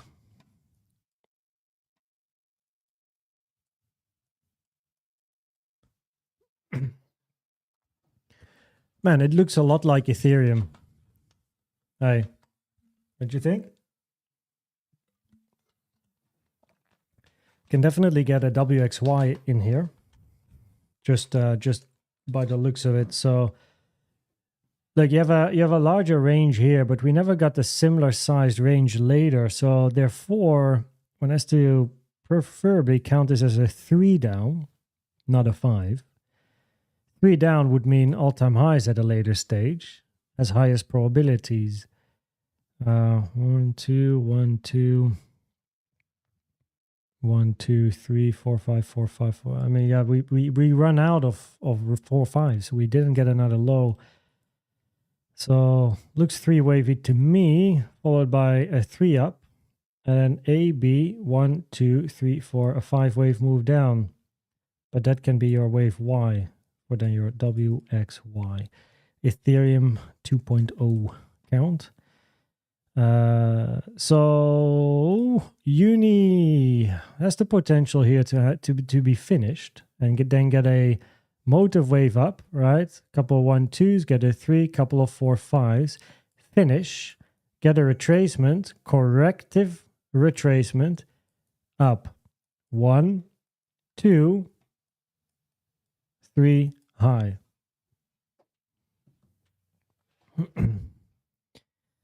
Areas of resistance. I mean, they're probably they're on my chart. So confluences. Yeah, so the confluences are on my chart already. So yeah, this resistance is already touched. I like to remove it. And we have an important area 25, which would be interesting to keep an eye on at least. This is a monthly level. Touched. This one not. Weekly. Just checking.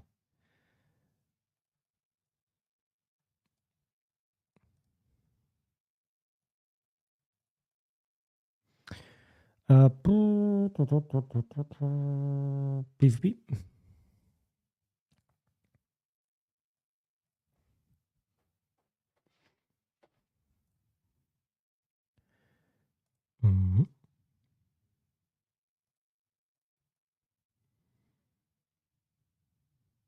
Approaching a monthly point of control. This is support.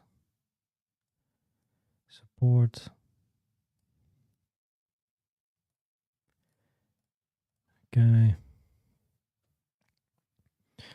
Also weekly here. So 12 seems to be some resistance as well. Definitely. I guess this is the current week. I'm on a weekly time frame, yeah, so that's not interesting. So this one is past. Wait, I don't know which one is. Okay.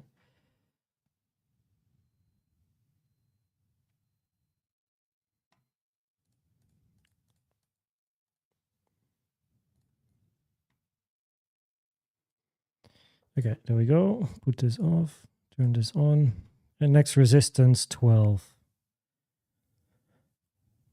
Past 12. Of course, monthly at 13. Is that going to be, I mean, a bit of resistance? If you pass this, though, I would look for the high. 20, and then 25 is basically next. 25 is a big level. If you, and again, this is with the trading hat on, right? From a trading perspective, if price moves up here, let me go to a daily. 1, 2, 1, 2, a couple of 1, 2s, very clear 3-wave here. 3-wave here. This would have to be a flat. And then, you know, up, slowly but surely, volume highest in the latest candle, which is, of course, today.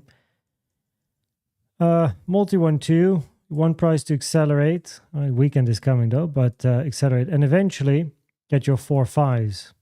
Right, so you have a messy overlapping start, acceleration, and with a messy overlapping structure. If this happens while price is grinding just below 25, and you basically get this, so price would move up, and then this is where you start to form this structure. This is an important take profit area because one would expect a rejection at 25. If price just does this, you would expect it to pass. Sure, you can get a rejection here, but you would expect to eventually flip it and move beyond it.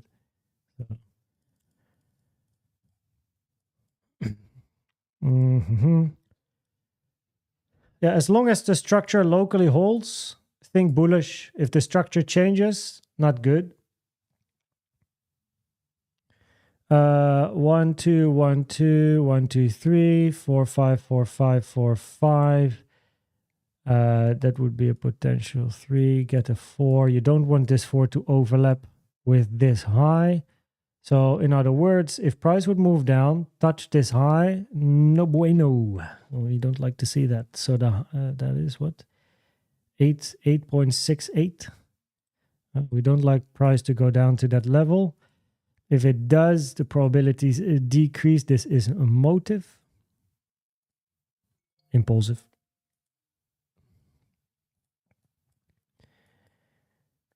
Yeah, but yeah, looks like an ETH 2.0 potential finish WXY structure, continuation up, price all-time high is an important target. I wouldn't expect you need to just go up in a straight line to all-time high, but we still have a lot of time left this year, and you know, I mean, a lot of time. We're already in July. When is it going to end? Well, I don't know. We have time. I mean, if this is multi 1-2, get a 3, multi 4-5. Is this move going to take the all-time high? I'm not sure yet. I'm not so sure yet. I might first get a rejection at 25, touch the resistance, clear it, bear market, move down, corrective structure, and then next cycle, get the big boy, and then move up to new all-time highs. So, yeah, very nice. So we did ICP, we did, let's see, Ton, quick look at Ton, what is it, 147, 20.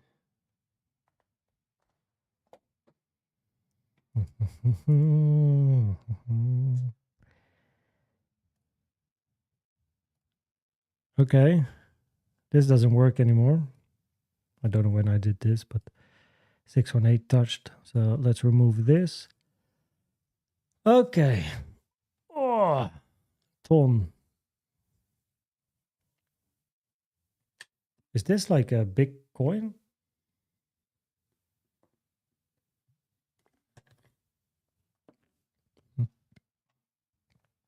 I do have it in my list, so it must have been mentioned once before, but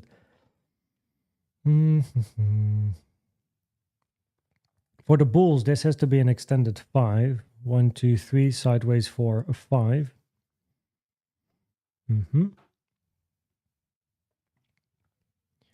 So any bullish scenario goes down the drain if you move below 1. Locally, we have a move down, sideways down. So what you want to see on TON is touch the 886. That's 6.34, which of course is a couple of, no, it's 100%. It's a couple of percent, 100%.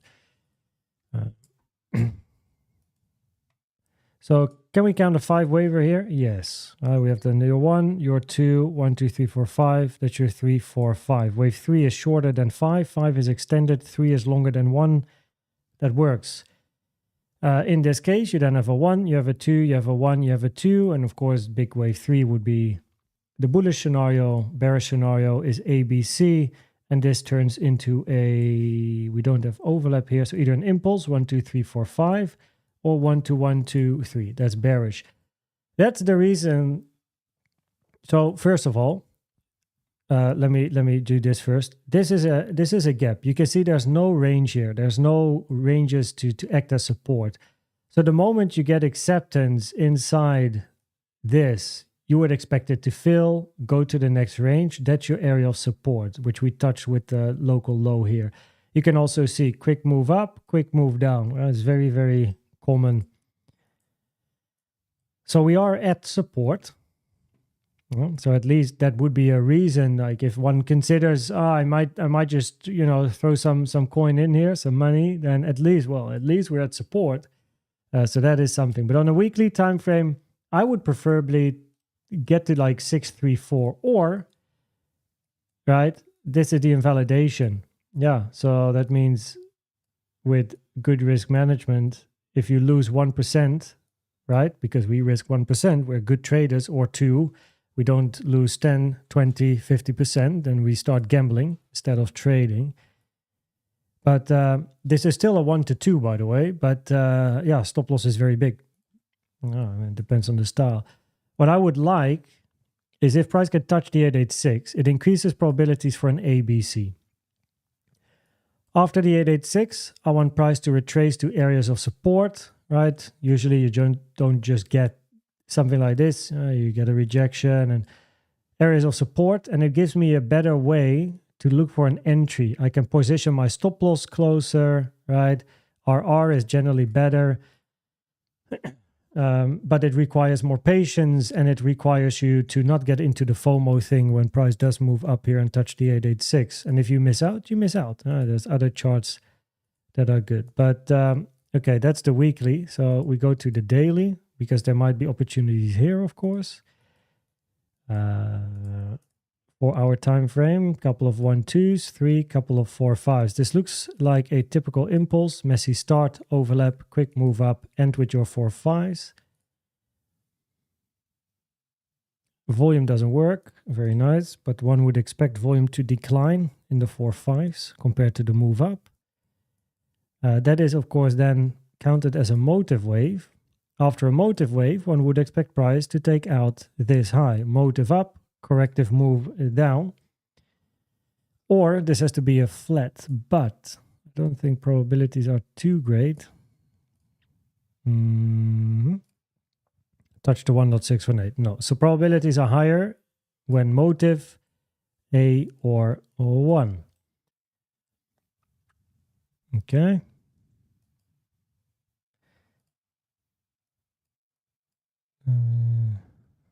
One second.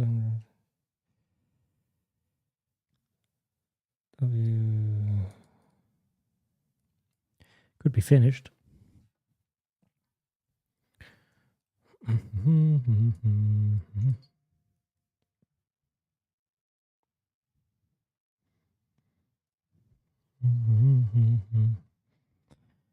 So we definitely have a sharp structure down here.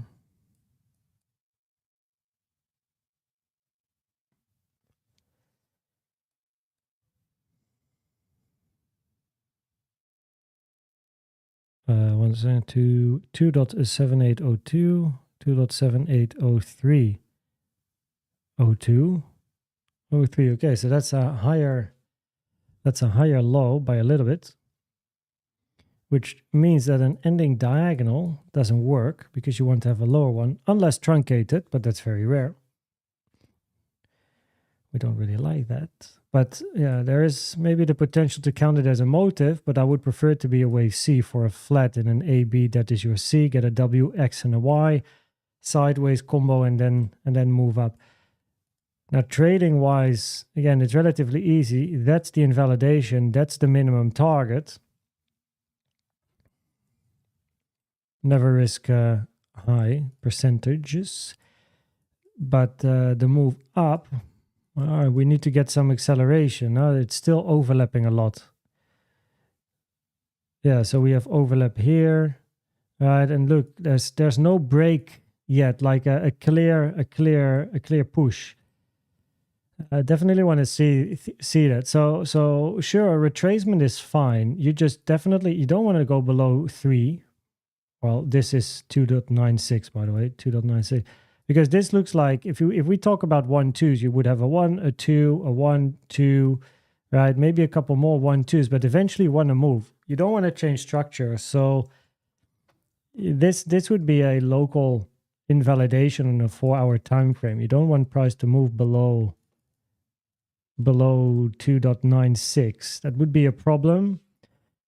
At least to count this as motive. So, right, if this is an impulse, we want to see a 1, 2, 3, 4, 5, right? And then locally, you have a 1, you have a 2, you get another 1, 2, eventually 3, 4, 5, 4, 5. You don't want to move below this now, right? That would be a problem for an impulse. So if this moves down and goes to 2.96, you would either expect a larger corrective structure, or this is somehow still a wave C. But I would prefer, or this is an ABC. But look, probabilities are highest. This is motive.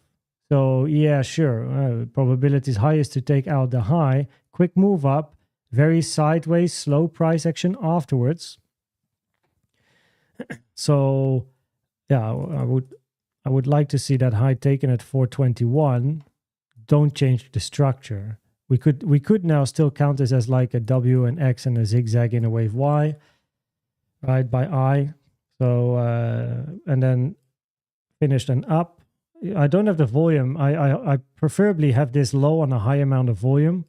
So this is probably high volume. Then your range, probably low volume. Of course, we have a bit of a wick.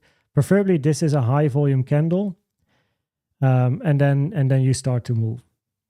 I just don't have the volume on my chart here. I can't activate it. So no. Okay, that's that. Very nice. I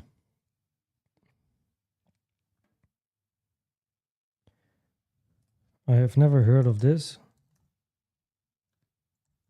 I see the dot one as well. What is this?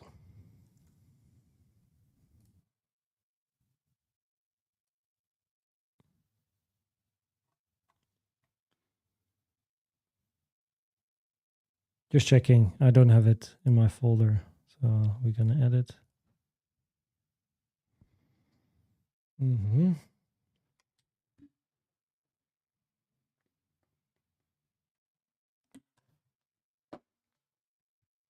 Mm-hmm. Okay. POPCAT. Right. So, so when I get quiet and look at the chart, I'm counting in my head. So give me 1 minute here.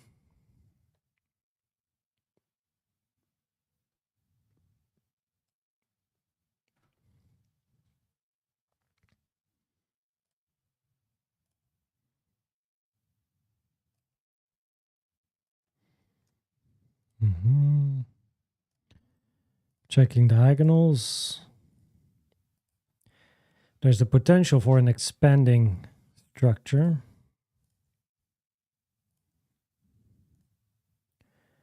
Yeah, this is not part of my standard. 1 second here.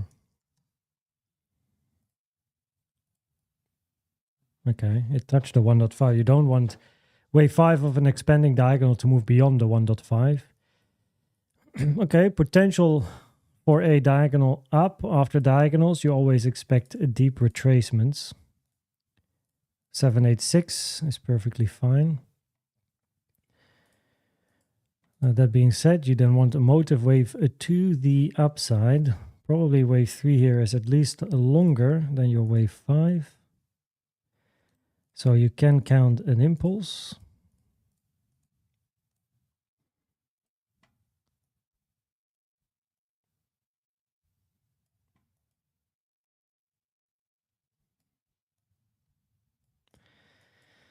No, that's fine. That's fine. And now what? Overlap. Low probabilities for an impulse in a 1, 2, 3, 4, 5. Overlap not allowed. Low probabilities for a 1, 2, 1, 2, etc. Right, you would need a 1, 2, 1, 2, 1, 2 due to the size of this range. It would be another 2, so 1, 2, 1, 2, 1, 2. But we took out this high, so that would invalidate it. Is there a diagonal? Take the channel from this low to the high. That's fine. Wave 5 is shorter than wave 3. Wave 4 is smaller. So in theory, there is the potential at least. However, diagonals are not very common structures. I mean, they are there. But on the higher time frames, definitely not. Like if you are like a 5-minute warrior, you'll find them a lot more often, of course. But on the higher time frames, it's generally better to. This is literally written in the book as well, Elliott Wave Principle, where they state that diagonals are not common structures. It's better to look for a multi-1-2 or corrective structures. They talk about multi-1-2 specifically because they compare a leading diagonal with the multi-1-2s, and they say it's better to look for multi-1-2s than a leading diagonal in probabilities. And I add the corrective structures to that as well, right? So a diagonal versus a corrective structure when you have a finished motive wave. So it's just as written in the book that diagonals don't have the highest probabilities commonly. So this therefore, in a bearish scenario, has some lower probabilities. And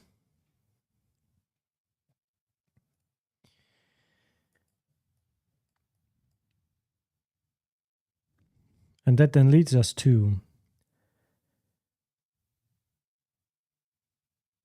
what is the count? Because at the moment, this is a 5-wave swing to the downside, which would be motive, or it might be a corrective structure that is not yet finished.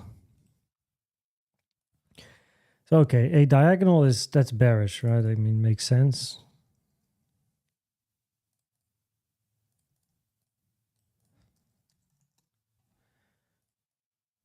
Okay. Yep.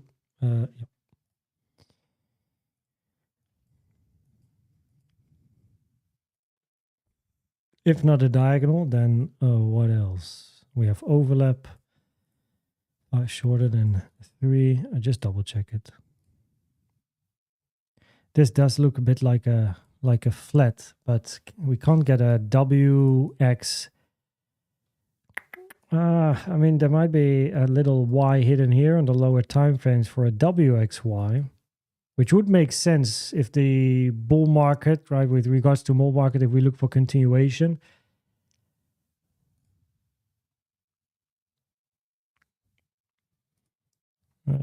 Three, 3, 3. I mean, this looks flatty, no? wicks down below, moves up relatively quick. So possibly, yeah. Okay, then we have here multi 1-2 or diagonal, right? So there we go again.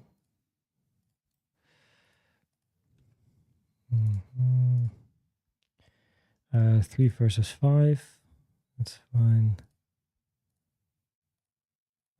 4 smaller, that's fine. Retracement 0.5. So there is the potential here for a leading diagonal. According to the book, it's better to first focus on multi 1-2s compared to a diagonal. It's just that if this is a bunch of multi 1-2s, this is 3. I mean, it's very weak.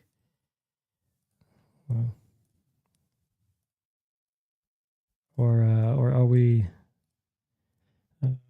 At least we move towards the 1.618. So basically, this would be your 1, 2, your 3, your 4, your 5. Then you have 1, 2, 3, 4, 5. So basically, here you would already move now into 4 5s. Okay. 1, 2, 3, 4, 5. So it will take a while to finish these. But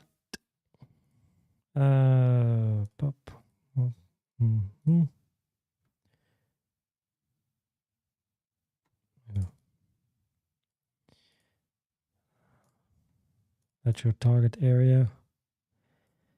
Wave 4 of a higher degree commonly retraces to the price action of wave 4 of a lower degree.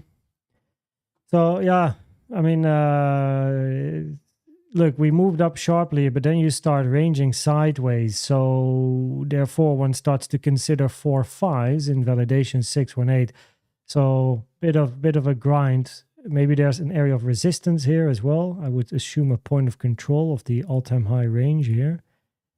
That could be a nice area of rejection, initial rejection at least, for a lower degree end wave 1.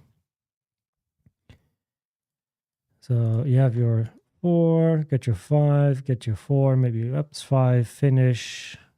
This is then that, that's that, that.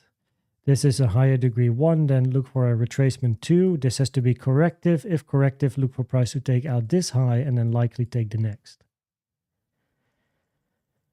So that's POPCAT. And then, yeah, I mean, the moment you take out this high, just follow up and see.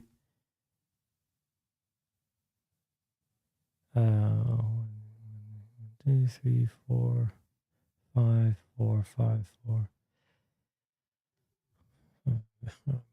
Yeah, maybe motive. I mean, 1, 2, 1, 2, 1, 2, 3, 4, 5, 4, 5. That's a long 5. 4, 5. Just be aware if you do take out this high at some point, bearish is counting A, B, C. After C, you go down. Bullish is 3, 4, 5. Oh, I forgot to write down the time. I think we at least covered this for like 10 minutes now. So, POPCAT. Check. I need to check the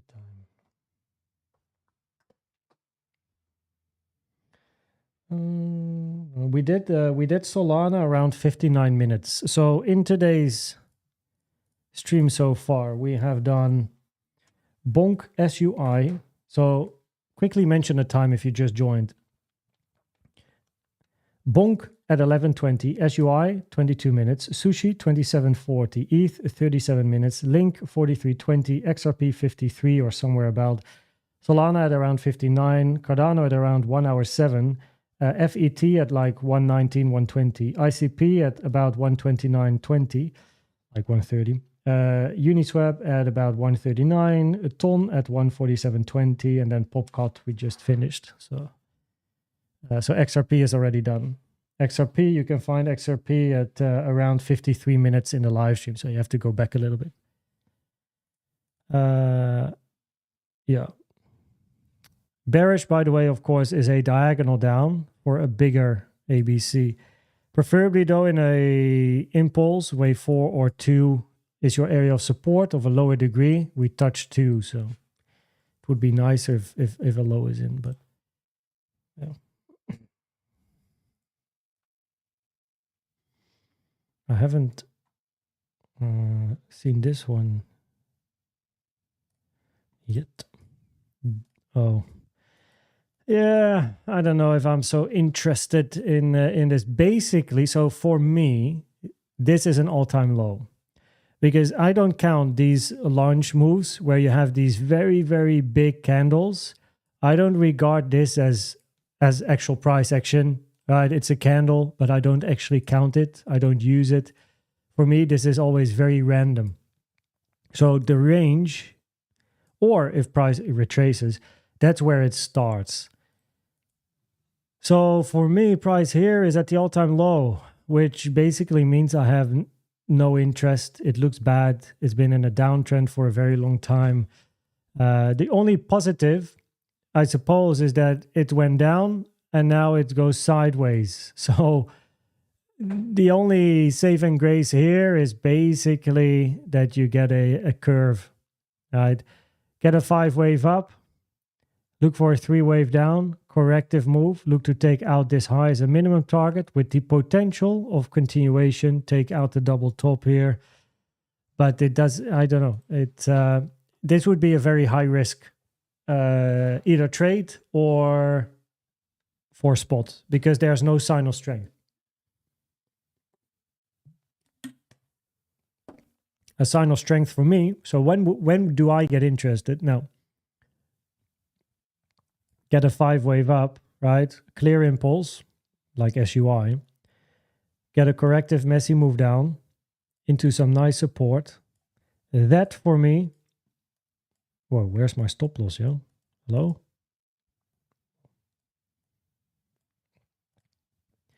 This is a high probability setup. This to me is not. It might be profitable because you might get this 5-wave move up, but I would prefer to look at other coins and other charts and look at high probability setups like this on other charts and put my money there instead of putting it here already. Right. Now, I'm not a financial advisor. Everyone does what they want to do. But to me, this is not interesting as a trader. As an analyst, the only case that I can make with price finding support at this low, because there's no support. Again, I don't regard this random candle here as anything significant. All-time low. That's what I see here. Right. Also all-time low. That's my count on Uni. And when you hear all-time low, hopefully you don't get very excited. I mean, I can't even go back. Let's see if I can see inside. Yeah, look. I mean, this is not countable, right? This is not very useful. We do have a range here, so did price move into the range? That would be quite funny, quite interesting at least, if that range would be the support, and it was the support. So we touched an order block, so that is something. We can remove the double bottom. Okay, so let's be honest here. If any trade is taken, why is my stop loss so low? I mean, of course, I'm on a log chart, so I mean, I would explain, but this, right? This is like one of those. I found some spare money in a random position. I once upon a time hid it in my shoe, and I put my shoes in the closet and never looked at them because I didn't put them on. Took my shoes out and I found a coin, couple of dollars, and I'm like, you know what? Let me just put those few dollars in here and forget about it. That's this type of thing. That's DOT here. If you lose this box, or if you move below like 249, I mean, you're really at the lowest point because you go below this range, right? So it's interesting, you know. One can throw $50, $100 to it for the ones that, I mean, some people, you know, throw $1,000, throw 100K at it, whatever is a little amount to you as a viewer, and yeah, just forget about it. And then maybe once upon a time you look back and be like, oh, wow, that went well, or you find yourself at zero. So yeah, there's definitely an opportunity, right? Move down, it starts to move sideways. You want to have a retracement at least touching the 382, which you did already here. So that is, so for me, a higher probability trade was here, because you move down on a high amount of volume. 1 second here, this must be a higher amount of volume. Come on. Volume working, yep. So, okay, we have peak volume in the move down, and this is the messy start, quick move, volume goes down in a messy end. This is a high probability long for me, and then you trade it to at least a 382. That's a minimum retracement target. Now this is, by the way, very well explained also in the Elliott Waves beginner's guide and in the first video, right? So it's the simplistic way of trading Elliott Waves without even counting, is using volume and structure. So yeah.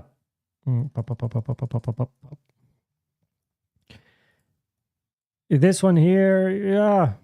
Look, we hit the absolute final support. There's no support below this box. So naturally, stop loss is below the box for any potential setup here. And then it's a set and forget. ICP was at 1 hour 30 minutes. So yeah, high probability to just like a high probability trade is get a 5 waiver, corrective move down, enter here. Sure, you're not entering at the absolute low, but your setup is a lot safer, and your RR is still going to be decent. Wait, up. So invalidation. You got to wait a bit how high the impulse goes, right? Could go higher, 1, 2, 3, 4, 5, fine. But eventually you get a retracement, and the RR at that moment in time. I mean, you know, we're on a log chart. This is still a 1 to 10. That's nice. 1 to 10 is fine. And then your minimum target is taking out the high, right? And then after you take out the high, you got to be very careful and observe. But yeah, that's just generally higher probability. But this would be like again, this is like a set and forget on a 4-hour time frame. If we zoom in, then we have, if we want to count this impulsive, 1, 2, 3, 4, 5. This is of course on basically 1 hour. That's a 3, another 1, another 2. Maybe there's another small 1, 2 in here, but at least a double 1, 2 here would be nice. You get your 3, 4, maybe get eventually a couple 4, 5. So alternative is 1, 2, 1, 2, another 1, 2, 1, 2, 3, and eventually you get a very big move up. You don't want to change the structure. If you're looking at a 4, 5, you want to see another 4, 5. So at least a longer sideways range and price taking out the high. So locally, one would still expect higher prices to come. In a more bullish scenario, where all of this is 1, 2s and you expect a very big 3, you definitely don't want to move below this low. So in general, don't want to move below the low at 3.83. Yeah, I mean 3.81. And minimum is taking out the high. And if you get a bigger range and take the high, be aware you could end something 1 to 1, 2, 3, 4, 5, 4, 5. This could be the end of an impulse. Look for a retracement, right? If price ranges moves up and volume is going to increase, be aware that you could look for an extension, right? So higher prices, in other words.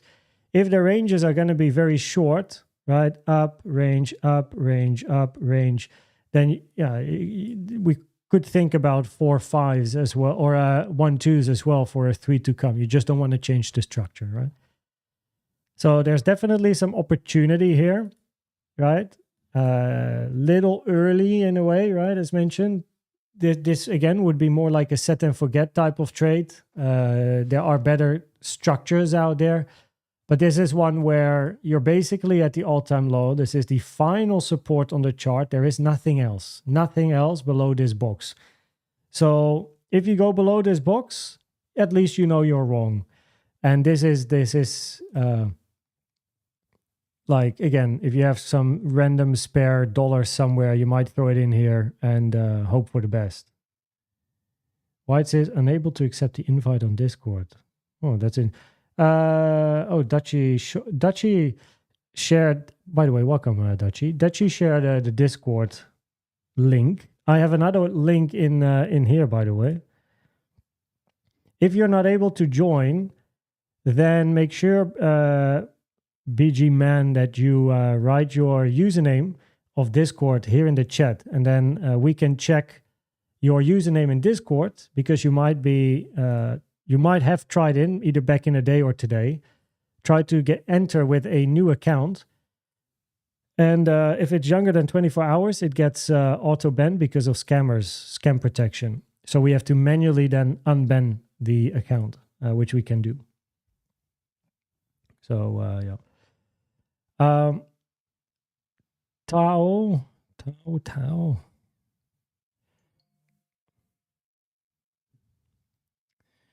TA. Where's the T?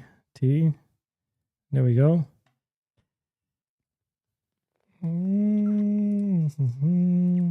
Oh damn! I forgot to write uni on my little thing. Oh, I'm losing it. One. I think we were there. Oh wait, it's 2 hours already. Wait, we're streaming for 2 hours already. 209 uni, and now this is tau 220.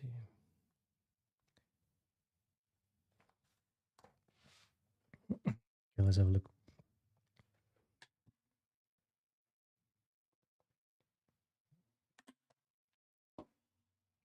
In that case, BGMan phone, make sure to write your Discord username in the chat, and then we can check it in the list.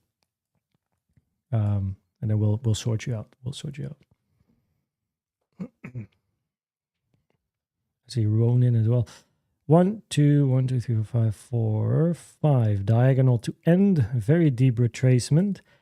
1, 2, 3, 4, 5. Well, there's potential here for a double 1, 2. Of course, this is your all-time low, but 1, 2, 3, 4, 5, ending with a diagonal.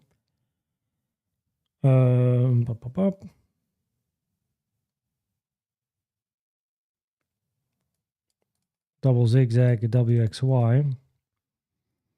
1, 2, 1, 2, 3, 4, 5.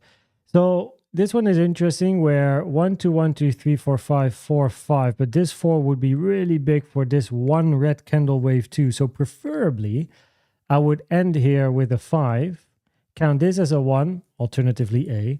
Get a corrective move down here. That's your 2B. And then move up and take the highs. Probabilities are higher to take this high though.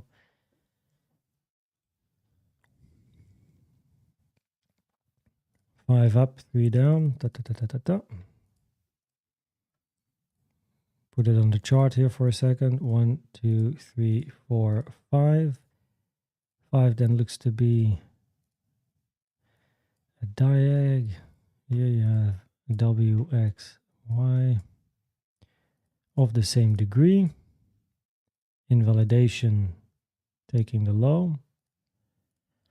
Very deep, but didn't reach the invalidation. So 1, 2, 3, 4, 5.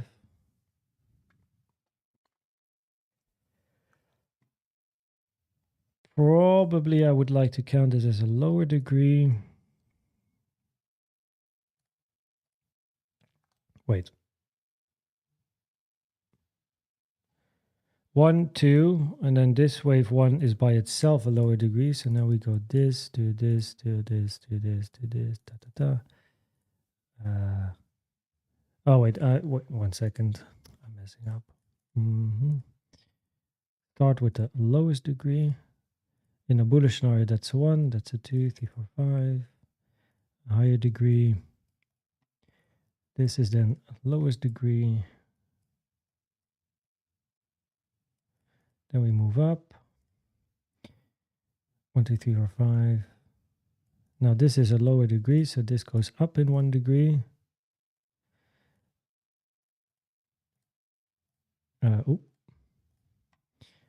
Yep. Yo. Oh.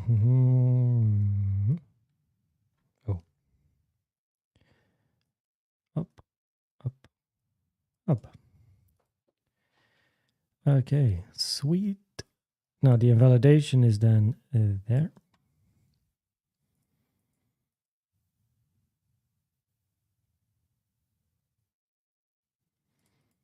Yeah, he will answer later. He will answer later. Okay. Yeah, I mean, very overlapping structure to the downside. Any diagonals would be expanding. So low probabilities for diagonals. Impulse doesn't work. Yeah. Impulse doesn't work. Multi 1, 2. Low probabilities. We took out this high. So probabilities are higher. This is corrective. Probability is higher to take out the high at some point. Is this the finished structure? Possibly. WXY would then be zigzag, X, zigzag. Currently, price is up, sideways up. This is a 3-wave structure. The bulls want to see another 4 and then eventually a 5 to count a 1, 2, 3, 4, 5. Correction, continuation. Don't want to take out that low. If this turns into a 3, expect a continuation of the range and upside at a later stage. For now, though, let me do this. Because we don't have information if this is motive or corrective, preferably motive. Time, comparing 1 versus 2. It's 2 finished around the 1 to 1, which is fine as well. Of course, a 1, 2, 1, 2, 3 with a deeper 2 here is not out of the question, but you don't want to move below this range. That would be a problem. Then you would look for a bigger range, as like this. So, yeah, 4 hour.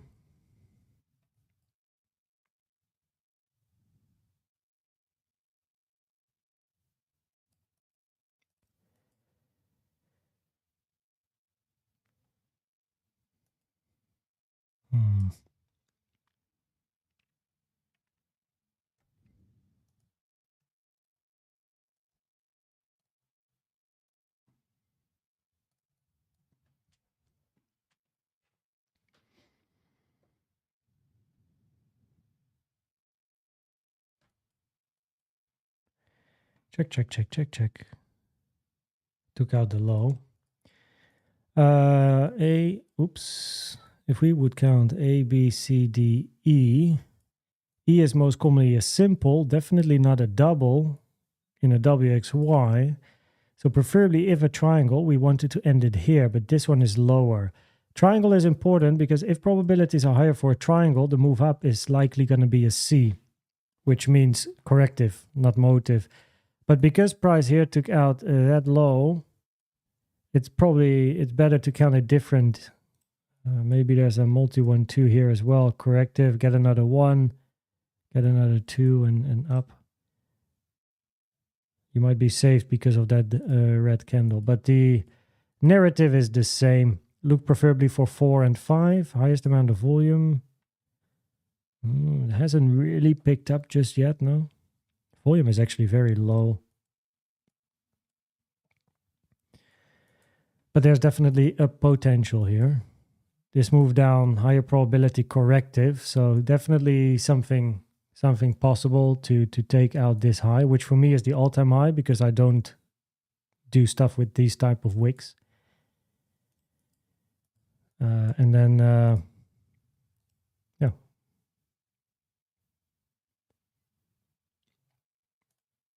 One, 2, 3, 4, 5, correction, continuation. That would be nice. Or 1, 2, 1, 2, and then 3. at least taking out this high is something to look for on a towel.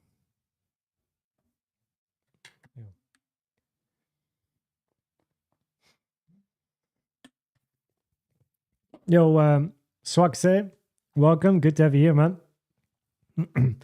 And CDM's popping in as well. What's up, man? What's up?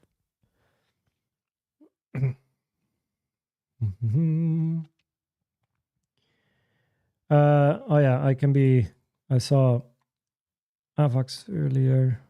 Wait, this is AVAX U. Yeah, okay.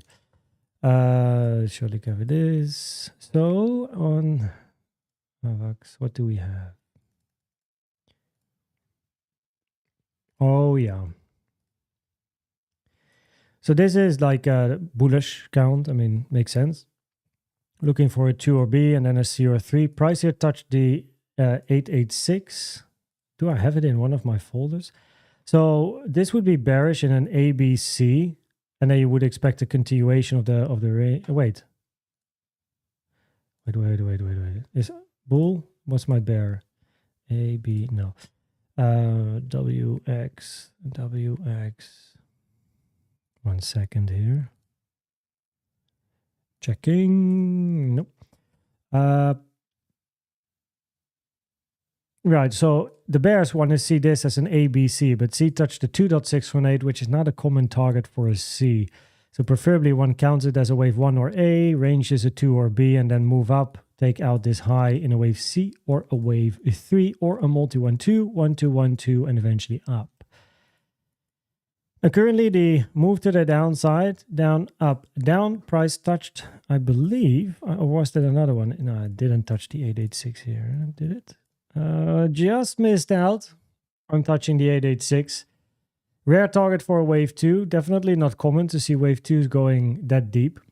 It happens like on Tau, right? That a wave 2, the first 2 was very, very deep, but then you get a, I mean, that wouldn't really be a nice entry for 2, the 886, but then you get another impulsive move up, corrective retracement, and that's the moment where one can consider stepping in from an Elliott wave point of view.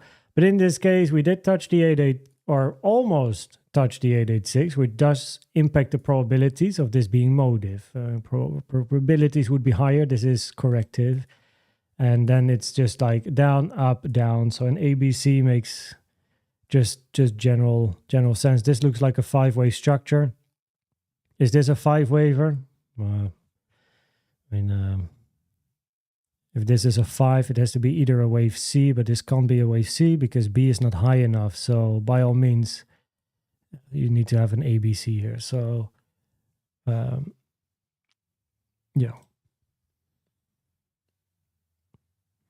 So upside and taking out this high at 65 has the highest probabilities compared to taking out the low at 9.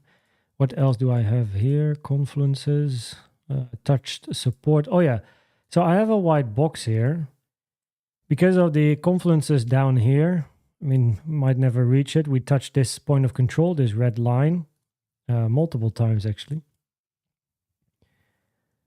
Oh.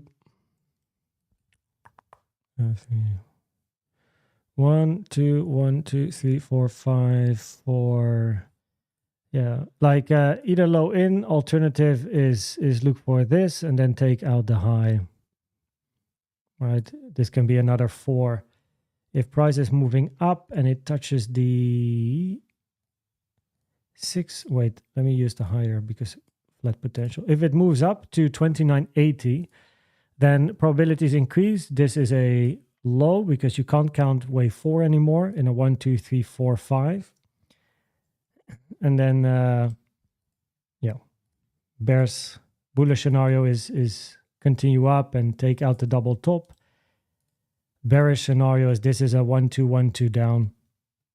If you touch the 886 that you then take from the lower high to the low, 47.9, probabilities are very high. You're going to take out that high. Double 1, 2 on the weekly. Yeah, possibly. Wait, October 2023. 1, 2. In that case, you would look for 1, 2, 1, 2, I suppose.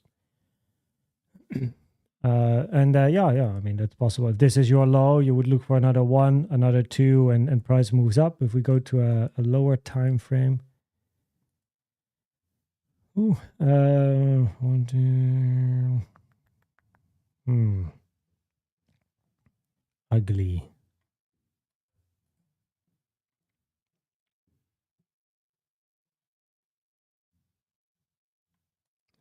This has to be motive, huh? 1, 2, 1, 2, 3, 4, 5, 4, 5. You can see one red candle. That's then a 2. This is a 2, so that's 2 2s, which means 2 4s. Final leg up in a 5. The issue, of course, is that if this is a 5, then this becomes a 3 wave, not a 5. So unless all of this is a 4, but then all of this is a 4, compared to this being your wave 2, that's a very, very long wave 4. This is 2. I mean, maybe you have a flat in here, right? So let's just say this is your 2. That's your 4. That's a big 4, no? Let's take into account a flat, and then we do 1, 2, 1, 2, 3, 4, 5, 4, 5. But then all of this has, wave 4 is easily over 6 times longer than 2. That's not great. So it's definitely not an ideal multi or an ideal impulse here. Unless this is the end of your 5, and this is wave A, wave B, and then wave C. But then this has to be either a diagonal or an impulse. Impulse doesn't work, overlap. We need to think about diagonals. Also, time. Low probabilities that this is a wave C, because it is wave C itself. This move is longer in time than twice the length of A and B together. That's what the FIB time shows. So that's lowers the probabilities. 1 second. And then there was light. So, but still, a bit of a check. Yeah, expanding diagonal as well. So yeah, it doesn't make sense. It doesn't make sense. So it's better that this is counted as a corrective structure, yes. Is this then motive 1, 2, 1, 2, 3, 4, 5, 4, 5, A, B, C? There's definitely a potential.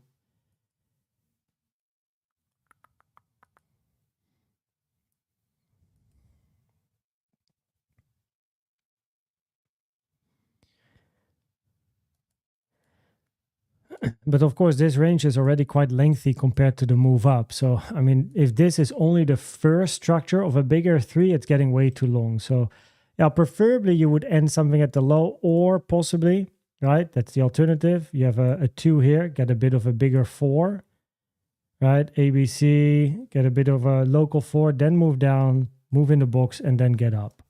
By all means, you just don't want to lose the box, and especially go below this low.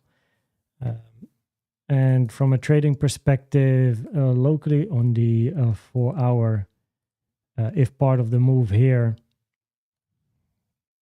highest amount of volume in the recent candle, 1, yeah, so 1, 2, if bullish, 1, 2, of course, at least a double, maybe triple, 1, 2, you move up, 4, get eventually a 5 and a 4 and a 5. So it would be nice if price at least still moves up.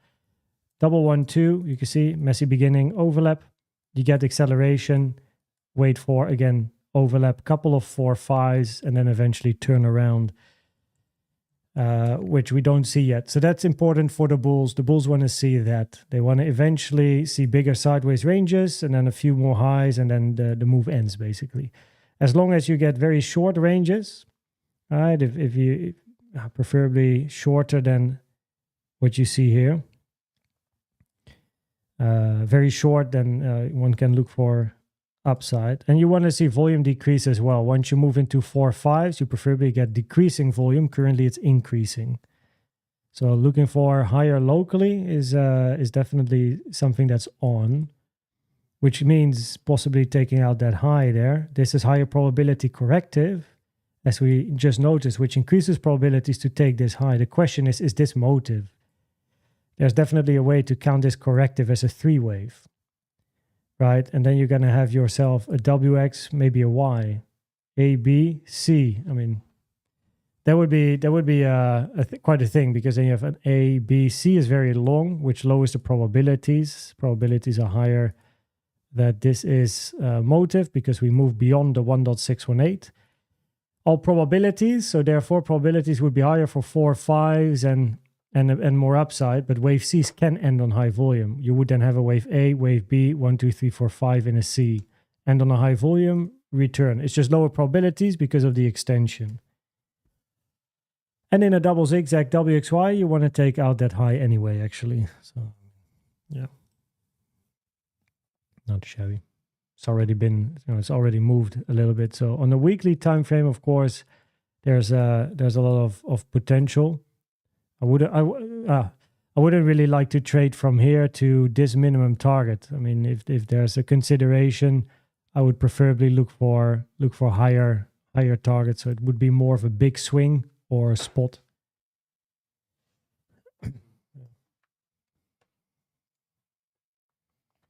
Okay.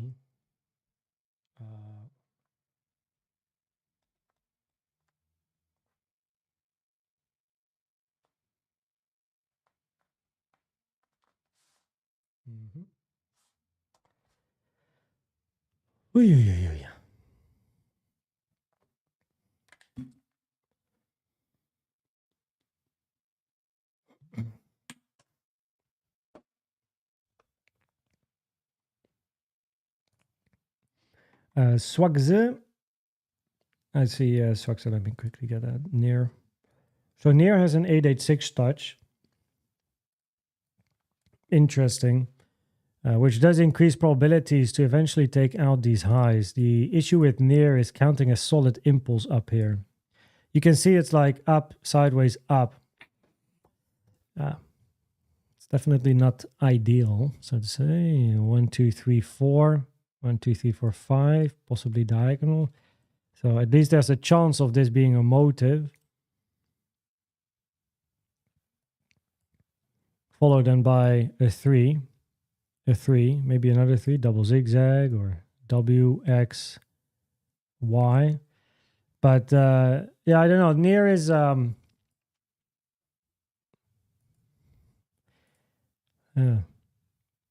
this has to be a 1, a 2, a 3, a 4, a 5 overlap. So this would need to be a diagonal to the upside, if bullish. It's not a very clean structure. You get a quick move down, possibly a 5-wave move. And then you get this. Yeah, there's definitely better charts out there. Because this basically has to be a wave 4 of something. Now there's a couple of ranges here that are stacked. Same here. 1, 2. Where's the 3? 1, 2, 4. Yeah, I really don't like going to lower time frames in the move up. So the move up looks incredibly 3-wavy. What do I have here? Confluences. So we touched the lowest area on my chart, the weekly and the value area low. Let me clean up a bit. We traded through that. Still a support resistance area, it seems. So we are at an SR level. Another one over here. We touched that one. I'll leave this one. This is an important one, like inside 320, 360. Another one here.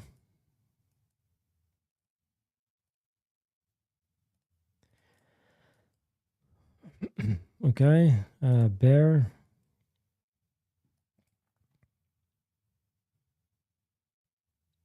Yeah, that's the thing. With the bear count, you touch the 886, which is not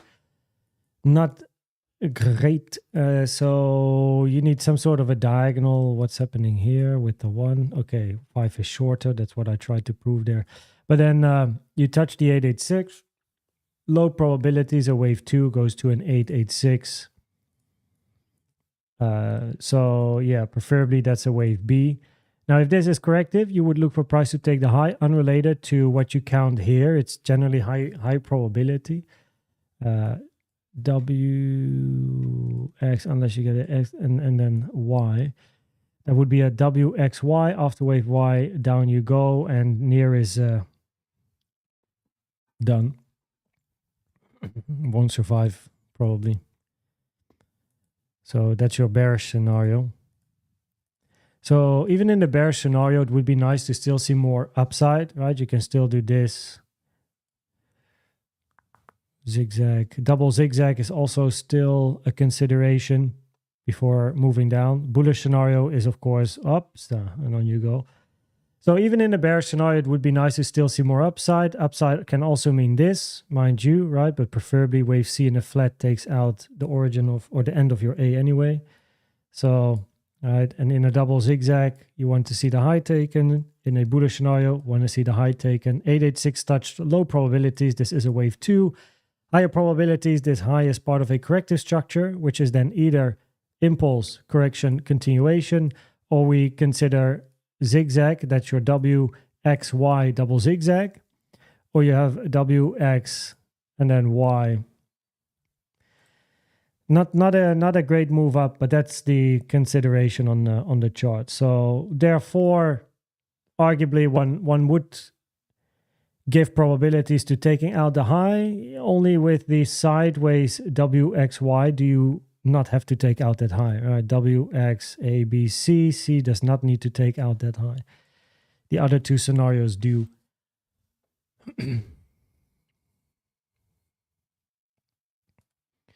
This looks very sharp. You can count it as a 5. You can count it as a WX, A, B, C in a wave Y. I mean, if you want to be extra, 1, 2, 3, 4, 5, A, B, C. Yeah. I mean, I don't. This is not too interesting. I'm more interested in what's happening here, and most interesting here. And in this area, we can see the 886 touch. So yeah, I covered the scenarios locally, so that's what I'll be looking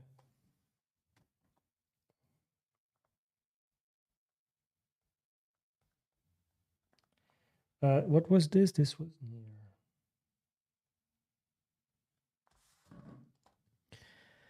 Ooh, we have done a lot already. BONK, SUI, SUSHI, ETH, Link, XRP, Solana, Cardano, FET, ICP, Uni, TON, POPCAT, Wait, I wrote 2 times Uni, so I wrote something's wrong. Maybe that was, no, we did Cardano. I'll figure it out later. TAO, AVAX, and NEAR. Ooh, what a day.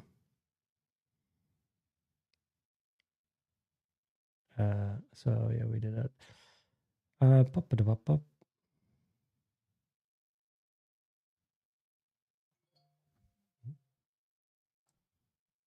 Yo.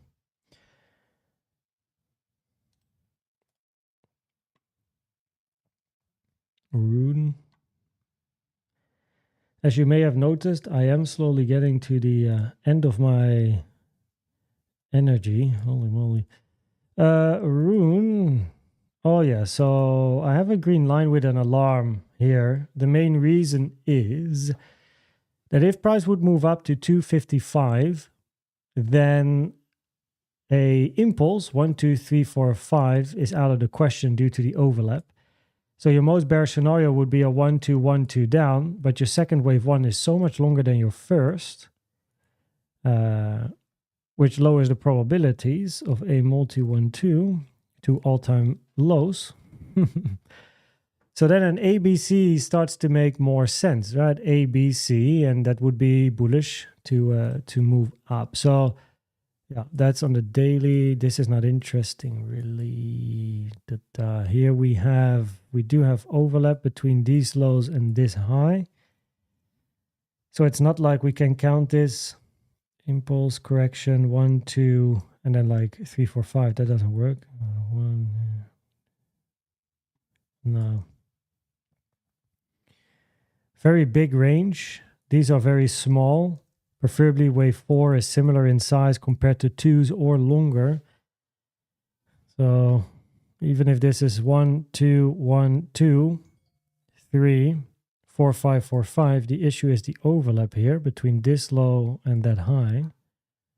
Lowers the probabilities for a motive wave. So there's definitely potential then for it to be a corrective. Yo, I'm getting so many notifications about my wife inviting me for meetings.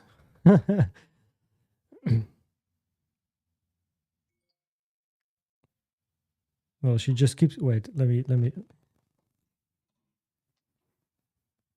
let's see if I get another one. Oh, just keeps going. Anyway, I'll talk in the meantime. There must be another one coming at some point.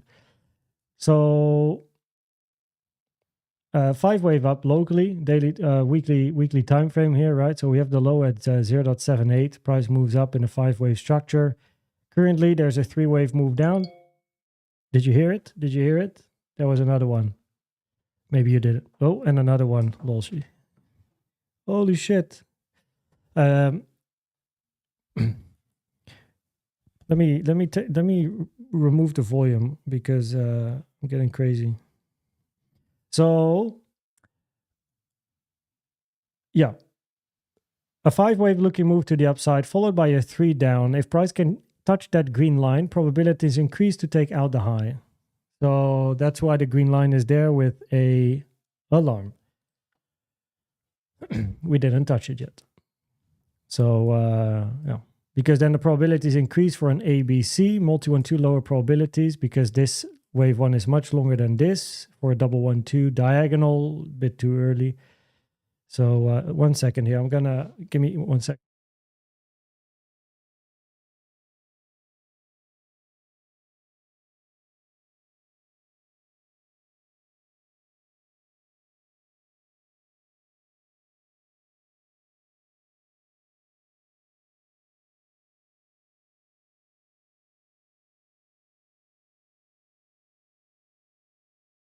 Okay, one more notification and then we're done with the notifications. So okay, so we have, yeah, so that's what I'm looking for on RUNE.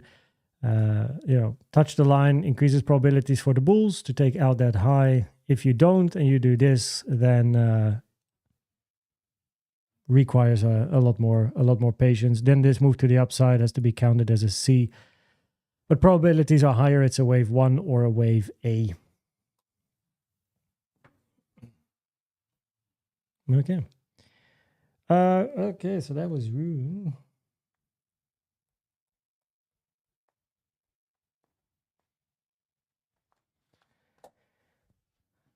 DOGE.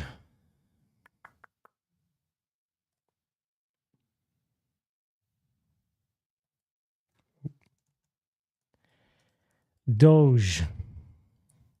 Elon Musk with his DOGE caps. Oh, and 1, 2. So you're either building 1, 2, 3, 4, 5, right? From an impulsive point of view, or 1, 2, 1, 2, bullish. Bearish is ABC, but then you need a motive wave to the downside, which means this has to be either a diagonal or an impulse. We have overlap here. We even have overlap here, but not a new low. So 1, 2, 3, 4, 5 doesn't work due to the overlap. 1, 2, 3, 4, or 1, 2, 1, 2, 3, 4, 5, 4, 5. We don't have enough 4, 5s. Also here you can see move back into the range. It's very common. No support, price moves down, first range, bounce. This looks better as a either diagonal or a corrective structure. Now in a diagonal, we go through the steps, take out the channel. So, oh.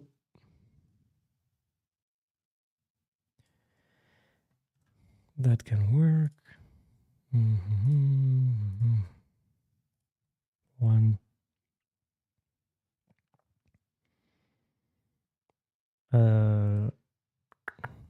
Wave 2 is bigger than wave 4. Now, your wave 5 is longer than your wave 3, so a diagonal also doesn't work. So on Doge, the probabilities are higher. This is corrective. Increasing probabilities to take out the high, where this is then a corrective structure. What are we looking at exactly? This is either a simple or double zigzag structure. Double zigzag means taking the high. Simple zigzag ABC can lead to a larger corrective structure.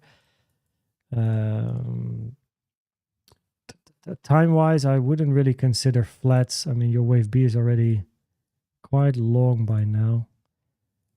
The 0.9 is all the way here. And time-wise, this wave B is already over twice the size of, approaching the 3 times the size of the first move down. So if a larger corrective structure, preferably you would look for a bigger W, X, and a Y. But again, the result is the same, right? Looking for price to take out the all-time high. If corrective.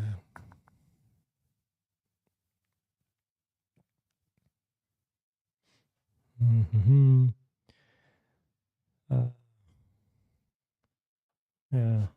1, 2, 1, 2, 3, 4, 5. You need another 4, 5. So if price overlaps, or if it touches 0.26, then the probabilities are higher that this is an ABC compared to a motive, increasing probabilities to take that high. We just missed out on touching it. Up, up, up, up. Yep, okay, yeah, so this one is important line here. Locally, and that is relevant because of the potential of WXY, like Ethereum, zigzag, multi-zigzag, A, B, C, and then up. Alternatively, of course, you already have a finish structure, right? Maybe another, and then 1, 2. So, and then wave 2 preferably is, of course, like a corrective structure, like an ABC. So, yeah, 0.26. Probability is higher to take out the high on Doge. At some point. At some point.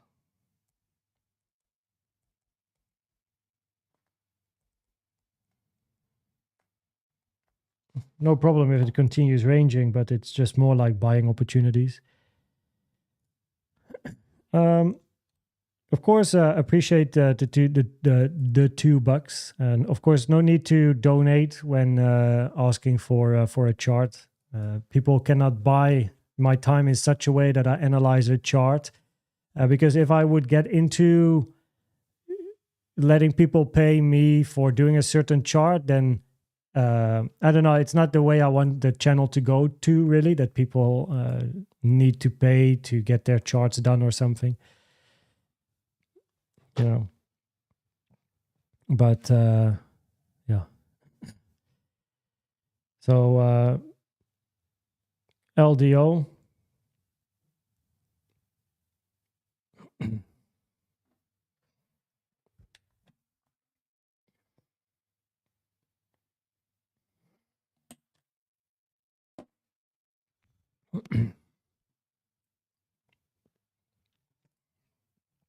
I'll at least have a look.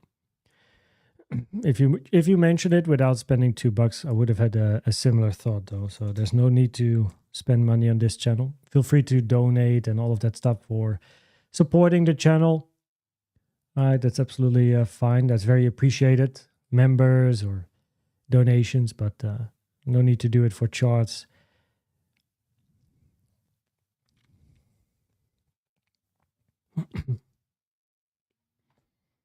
Okay.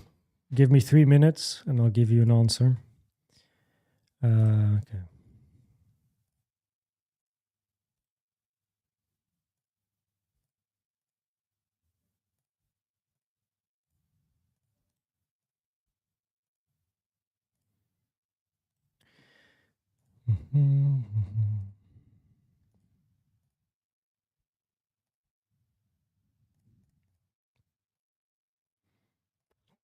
Bullish.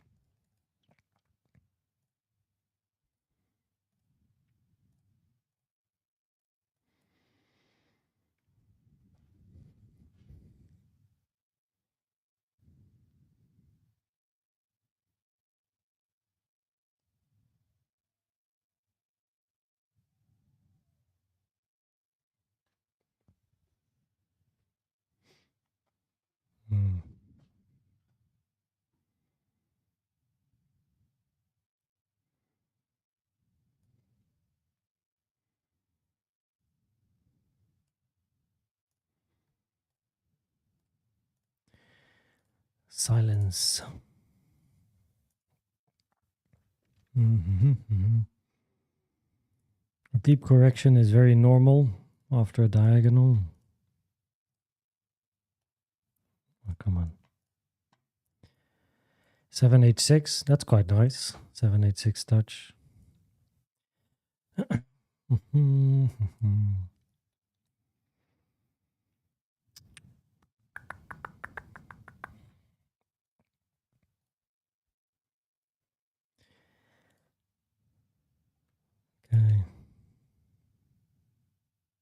Okay.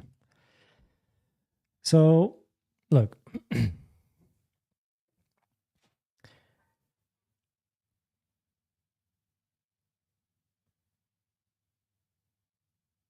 The question you got to ask yourself is, from this high, is the move down motive or corrective? If the move down is higher probability corrective, you look for price to eventually move up. So longs are always going to be preferred over shorts. Now you can go short and long on lower time frames, but the higher degree bias, the higher time frame bias is up. If it's motive, there is a chance for price to go down to much lower prices. No? Now, when we look at this move down, the first move, because we can quite clearly see we have a move down, we have a move up, and then you have another leg down, right? So we focus on the first structure down, which is this one. Motive or corrective? That's the question. So we can take a channel again. Let's see. So that's if that's a 1, that's a 1, 2. So we're going to check stuff. But that would be an expanding diagonal. Expanding diagonal is very rare. Then we take one here. As also expanding is very rare. By the way, you want it to be expanding. This is also expanding, very rare. So a diagonal here, low probabilities, but an impulse, low probabilities because of all the overlap as price is moving down. Right? 1, 2, 3, 4, 5. We can't really count it as a nice 5-waver. So it increases the probabilities for a corrective structure. Now, if this is higher probabilities corrective, your bias long term is going to be moving up to take out that high initially. So yeah, but that is that's a very high time frame. Okay, I get it. Now locally we have a move down, right? 1, 2, 1, 2, 3, 4, 5, 4, 5. If you want price to move down, you are hoping for another 4 and a 5 down, which means that the moment price is going to touch this low, that's a problem, which is, by the way, your liquidation. So the moment price touches this level, probabilities are low. This is a 5-wave structure because you need another 4 and a 5, right? You have a 1, you get a 2, you get a 1, 2, 3, 4, 5, 4, 5. Take out the lows. That's your invalidation, which happens to be your liquidation. Locally, right? If you want to consider price at least moving down, you have to consider a flat. Meaning this has to be a 3, 1, 2, 3, 4, 5 swing. Might be looking at an expanding diagonal here, which is bullish, by the way. A, B, C, or 1, 2, 3, right? We quite clearly have a 3-wave move down, right? So that's something. But what you're hoping for is this is a B. And C is a motive wave. So you then have a 1, 2, 1, 2, 3, 4, 5, 4, 5. Probabilities at the moment on a daily time frame are higher to still see some higher prices. Because you have a 1, 2, 1, 2, you get a 3, you're still, to finish an impulse, you're still looking for 4 5s. Now, these can't come soon enough in your case. The problem is, of course, it has to come soon if you don't want to touch 140. If price moves up on volume, I can imagine, and and it keeps moving up, and the ranges are very short. You need a range this size for a wave 4, preferably at some point. 1, 2, 1, 2, 3, relatively short 4, similar in size to this one, so maybe 2, 3, 4 days. Finish the 4, get another 5 up, get another 4, similar in size to this one, like a week, and then another 5. Finish 5, then return, and beg that it doesn't touch 140. So that would be the local analysis. And then after an impulse, 1, 2, 1, 2, 3, 4, 5, 4, 5, if lucky enough it doesn't touch this 140, you would look for a retracement. And then it's the question, do you go down to 90? Because now you're hoping. Because at least that's generally what happens with such donations or comments, is there was no plan. Because if you have a plan, you have a stop loss. For me, a trade without a stop loss is not a plan. So you need to know where you're wrong. Now, in theory, I mean, if your liquidation is your stop loss and you don't lose your whole account, right? At least only your trade, you can use liquidations as stop loss, even though I don't use it that way. But then at least your invalidation is correct from an Elliott wave point of view.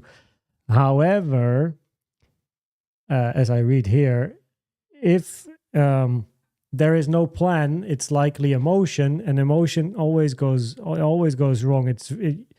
It's very difficult to be a long-term profitable trader purely based on emotion. So, as explained, it's what we're looking for locally from an Elliott wave point of view. 1, 2, 1, 2, 3, 4, 5, 4, 5. You hope that the 4 5s are coming soon, right?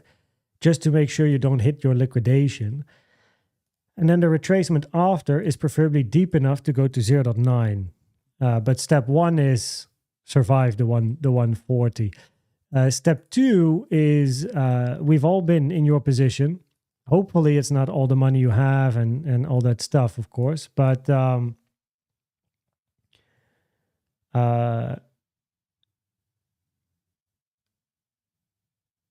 before entering a trade, there's a few risk management things that are very important. First of all, only risk 1 or 2% of your portfolio for long-term profitability. There's a great video of David Paul. Let me see if I can find it. 1 second here. Let me see if I can find it here. And he uses a coin to show an example of how risk management works with his class.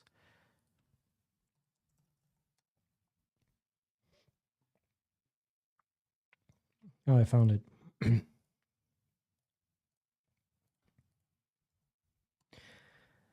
So watch this video. So if you risk a high percentage of your portfolio, you need a very high win rate in order to survive as a trader long term. Because if you risk a high percentage each trade, sooner or later you go bust. If your win rate is not high enough, because you lose too much, which he explains in the video with coin flips and stuff, which is very interesting. Now, generally, the recommendation is risk 1 or 2% of your portfolio. Now, what retail, and of course, I don't know anyone's situation. There's probably a couple of viewers here, right, that have very big portfolios and a few that are very small. Now, generally, the ones that small portfolios tend to be the highest leverage traders because they want to make money quick, right? It feels like trying to make as much money in a short period of time because my portfolio is small. I want to trade with high portfolio, make big money and all that stuff. Now that's a problem because those are also the traders that most often lose in the market because they can't be consistent with the high leverage, high percentage risk. They keep refunding their account because they go broke all the time, right? And they feel like they never get there. And that's true because they risk too much. It's a lot better to have a small portfolio, trade with 1-2% risk, and then compound over time. And while you're working on your risk management, you're trading, let your account compound with winning trades, and you're going to end up with the big portfolio a lot quicker. So step one is position size, or step one is risk. Now that is related to position size, right? So you need to calculate your position size. So before you enter a trade, you check, where's my entry, right? Where's my stop loss? Important. That's number 3. Always have a stop loss somewhere, because that's where you're wrong. That's where your plan, your strategy is wrong. And try to have a take profit.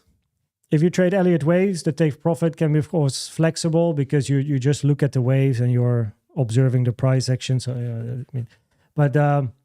yeah, in the early stage, it's probably better to have a stop loss, a take profit.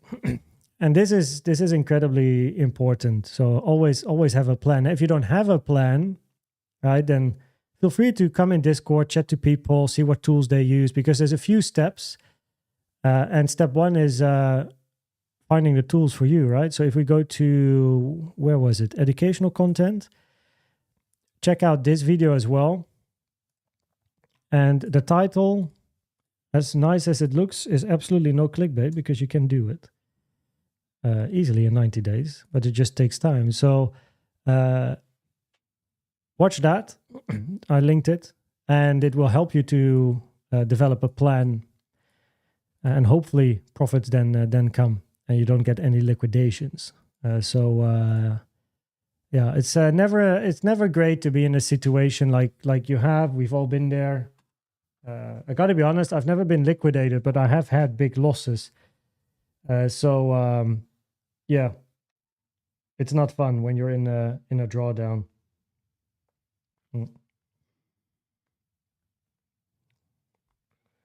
6:24.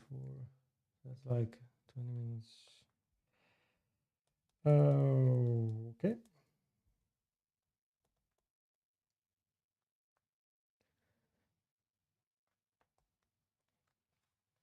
But you will learn from it. Like as bitter as it is now, and as emotional you may feel, and again, depends on the size and how much it is compared to your lifestyle and everything. But if there's a high amount of pressure and you know, you're almost like sick of it, can't really sleep. I mean, I no financial advice, but I was in that situation once, and it's better in my case to say, okay, fuck it. I'll take the big L. I lose. I review what happened, and I will come back stronger with a plan, with a strategy, with a stop loss, with everything. And even if price would come back down right now and go to 0.9, and it would have never touched I still made a mistake. It's still a bad trade. Now the Ethereum trade was a big winner, Dutchie. It's what happened in Bitcoin after that was my problem. So even if price would come back down and to 0.90, and you're like, oh fuck, I closed at a loss, and it now comes down. I could have break even the trade. Why did I close, and why did I lose 50% of my portfolio or more, because I could have gone out of break even? It's easy to say in hindsight. But you would have been on the tippy top of your chair, like wiggling up and down. With every tick that goes up, you get scared, you're sweating. Every tick down, you're hoping, right? That emotional burden, right? If it goes back to 0.90, cool, no problem. I learned my lesson. That's most important. There's going to be another day, you know? So, but yeah, everyone's different. I did the analysis, gave some advice from a risk management and plan perspective, and hopefully it's gonna work. It's gonna work out. I see Minor Jones is here already for a long time with wait. Actually, let me add this. Ooh. Interesting. Virtual USDT. Never heard of it. Oh, this is why. Virtual USDT. Which chart is this? I chose Binance. Check MaxC. Okay, very new. It looks like. Okay. Just checking a couple of charts to see which one as one of the. Oh, wrong one. This one has some history. Okay, so yeah, this is a very new chart. Cheers, Dutchy. Thanks for being here, Dutchy, man. Hopefully everything going well. Enjoy your weekend, man. Enjoy your weekend. New chart. Never seen this before. Okay, since August 24. Well, from a bullish perspective, if bullish, we want to count, of course, a 1, 2, 3, 4, 5. So 1, 2, 3, 4, 5. It's definitely a steep move to the upside. Highest volume is in the high. Take it with a grain of salt. It's relatively new. Maybe the hype increased at the tippy top and then, people got baited. The most important thing is this has to be corrective if you look for price to take out that high. So 1, 2, 3, 4, 5. We can of course just look at the chart and be like, cool, we can count a 5-wave structure. We can. But after a 5, we want to see a 3. So let's have a look at the move down. And if people have been at my channel for a while, you can see Elliott waves can be relatively simple because the only thing you actually need to know is this move down corrective or impulsive? And it's a story that, of course, we've been talking about in the stream as I analyzed many things. And usually it's the same stuff. It's just a different chart, but you do the same thing. So the question is this a impulse? Or I should say differently. Are there probabilities for this to be an impulse? Are there probabilities for this to be a diagonal? If the answer is yes, you got to be more patient because there's the potential for this. Right? An ABC for bulls, right? And after wave C, one price to move up, touch the 886, then probability is higher to take the high. Right? If probabilities are higher, this is corrective, then you're either looking at price up, take out the high, or a bigger range and take out the high later to take, and move up later to take out the high. Now, of course, we can also see we have quite a 5-wave move, right? 1, 2, 1, 2, 3, 4, 5, 4, 5. So, and locally, by the way, this definitely has a 3-wavy look, increasing probabilities to take out that one. Can still become a W, X, and a Y, by the way. 3. This so far looks a bit messy, but market structure is still intact locally. So you can still stack 1, 2s here. You just don't want to move below, what is this? Like 143. If you move below here, this is corrective. You're likely looking at like a WXY structure here. And after wave Y, you then look for price to move up, by the way. Wait.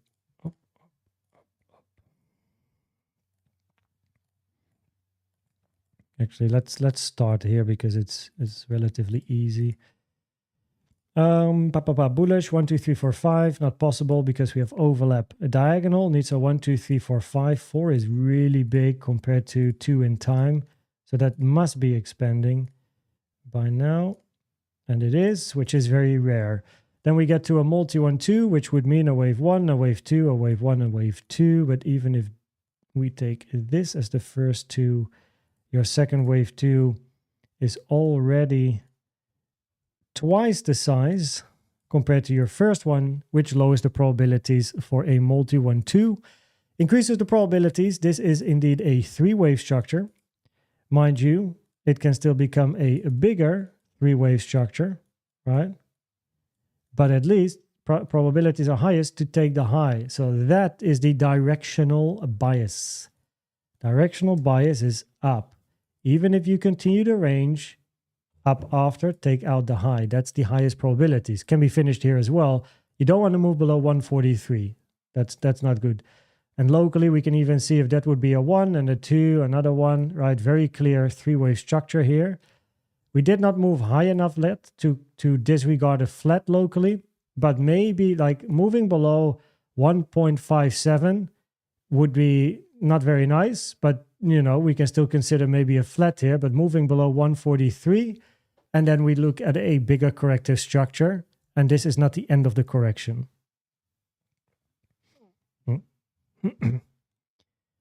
So yeah, so that's that. So yeah, probability is high to take out the high. Then we get here. I go to the daily. Ooh, daily time frame. Motive. Okay, if this would be a 1 and a 2, we need another 1 and a 2. The problem here is we have overlap with this wick. So then 1, 2, 1, 2. We actually need another 1, 2 because of the overlap. We cannot count this 1, 2, 3, 4, 5 because of the overlap. So therefore, you need 1, 2, 1, 2, 1, 2, 3. And then there you go. 1, 2, 3. 1, 2, 3.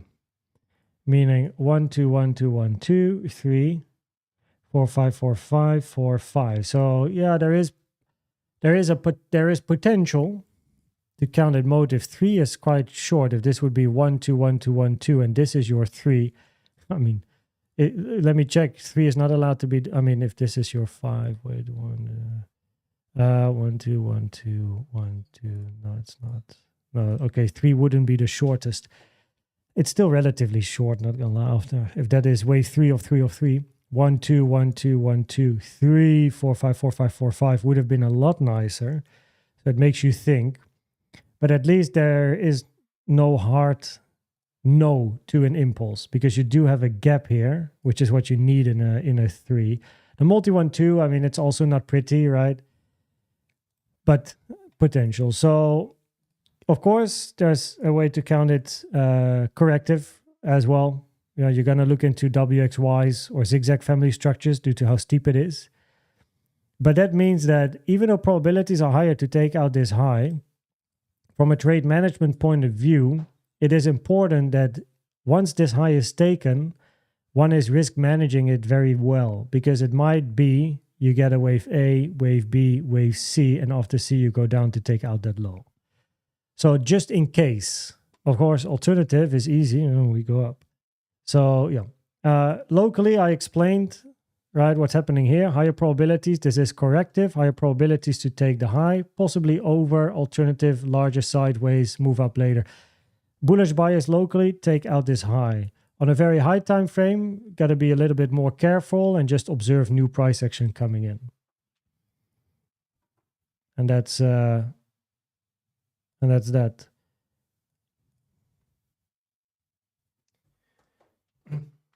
Yep. And this was a virtual protocol. Wait, it was a virtual USDT. Wait, where's the guy? Oh, miner. Virtual USDT.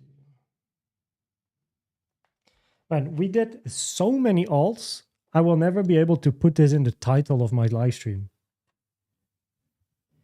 BONK, SUI, SUSHI, ETH, Link, XRP, Solana, Cardano, FET, ICP, Uni, TON, POPCAT. I have Uni again, but wrong, something else we did there.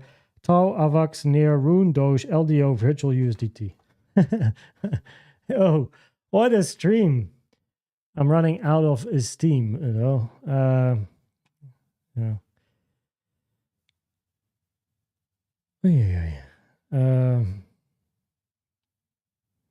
Oh yeah.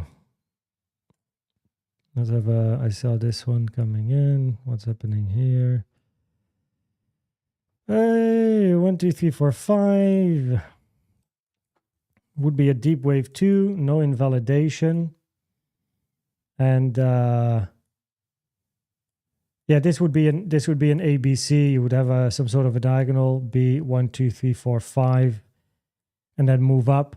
It would be normal for price to get a bit of upside. We have a sharp move down, right? Simple Elliott waves again, right? You have a bit of a grind and overlap. You get a sharp move, and then you end with a bit of overlap and grinding. You look for price to turn around at least touch the 0.382, which is at 9.15, which is not yet touched. So that would be a minimum target. And of course, potential for an ABC after 1, 2, 3, 4, 5, ABC down, deep correction, what you want to see in a 2. It would be better though if price moves up and touches the 886 at a 2341, which of course is a 200% move. If you would wait for that, you miss on 200%, but at least the probabilities are very much on your side to take out the high. Now, generally, I don't actually enter on 886s, but this is still, as funny as it looks, this is still a 1.4 RR with, of course, the potential of a lot more because you're going to be in pretty much all-time highs. Generally, though, if you touch an 886, you would get a bit of a reaction and then look for areas of support, and those are going to be entry areas. But I mean, again, as mentioned, sharp move down, look for price to curve, at least touch the 0.382 as a minimum target. Make sure you observe what happens there, just in case this turns in an impulse, 1, 2, 3, 4, 5. If you touch the 0.618, never mind. If you touch this low, that one is lower. If you go to 12.5, then this is high probability for a multi-1-2 or an ABC. Right? Now, in a multi-1-2, your second wave one is quite a bit longer by the looks of it. 1.236. Okay, well, I mean, it's still longer, not very big. But then your bearish scenario, if you do take out this, your bearish scenario becomes a 1-2-1-2-3, bullish ABC, 886, very low probabilities for 2, increases probabilities to take the high. Ta-da. That's your analysis.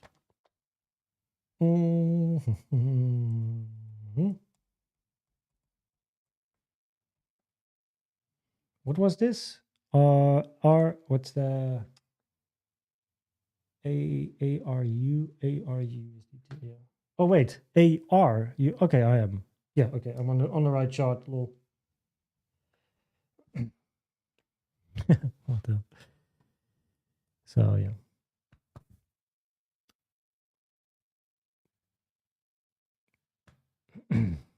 Cheers, cryptogornist. Cheers, Miner. Cheers, guys.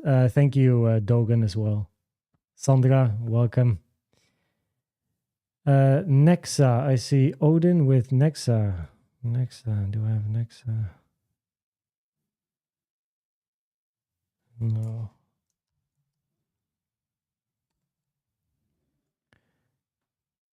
Is it this?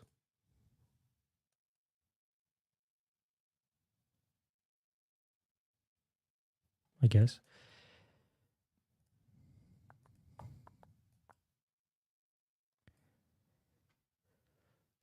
Mm-hmm.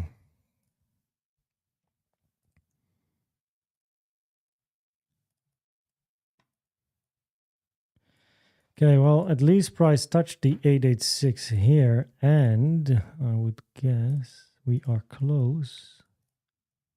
Lol. Yeah, so 2886 touches, it increases the probabilities that, so after this one, increases probabilities that this is corrective. Well, same here. So in other words, the probabilities do increase to take out this high. I don't bother counting price action before an all-time low. 4 hour. So this has to be a wave one.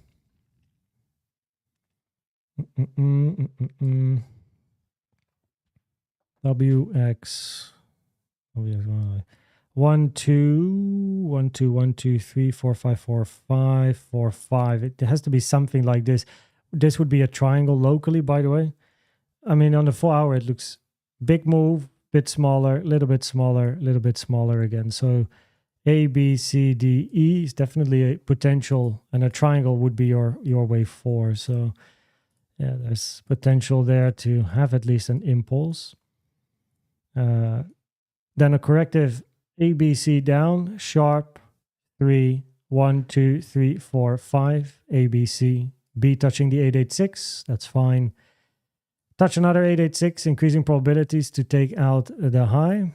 Locally, 1, 2, 1, 2, 1, 2, 3, volume increasing. You're going to be looking at some point for your 4 5s. Overlap, slow, ranges, retracements, but at least you would be looking for, I think, 3. You have a first move up, down, up, down, up, down. So it would be nice to see a triple 4, 5, double minimum. And then, yeah, you're eventually going to look for this type of price action, right? Messy in the beginning, sharp move up, messy at the end. After that, get the retracement. Bulls, wave 2, bears, ABC, and down.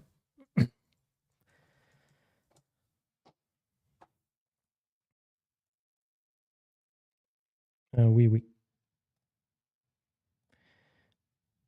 So, yeah, there you go. Okay. I think we're going to go towards GALA. Where's G? Obviously the AFK. Oh, I don't have it.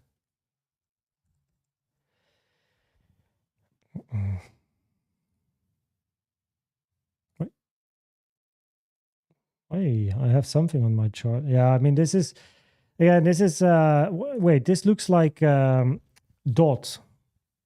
It looks like dot. Sharp move down and then sideways, 2 peaks.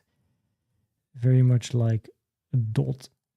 Cheers, Odin. What's this? Oh, this is just support resistance, but all of this is, I mean, irrelevant. We took out the low. Yep.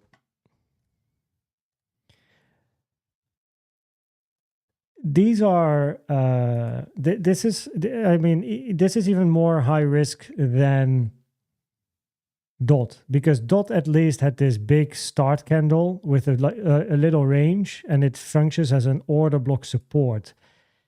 Here we don't have it. This here's that launch candle. This is literally all-time low.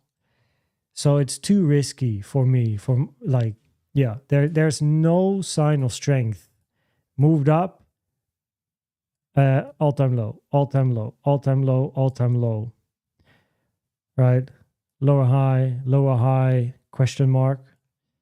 I don't analyze price action before an all-time low because it's generally quite useless. So it's much better to wait for a good 5-wave move, like on SUI, great chart, right? From the low, so price moved down, created an all-time low.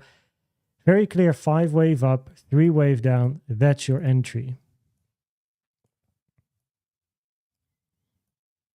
That's the entry. That's the trade. This is the trade. High probabilities are on my side for that trade.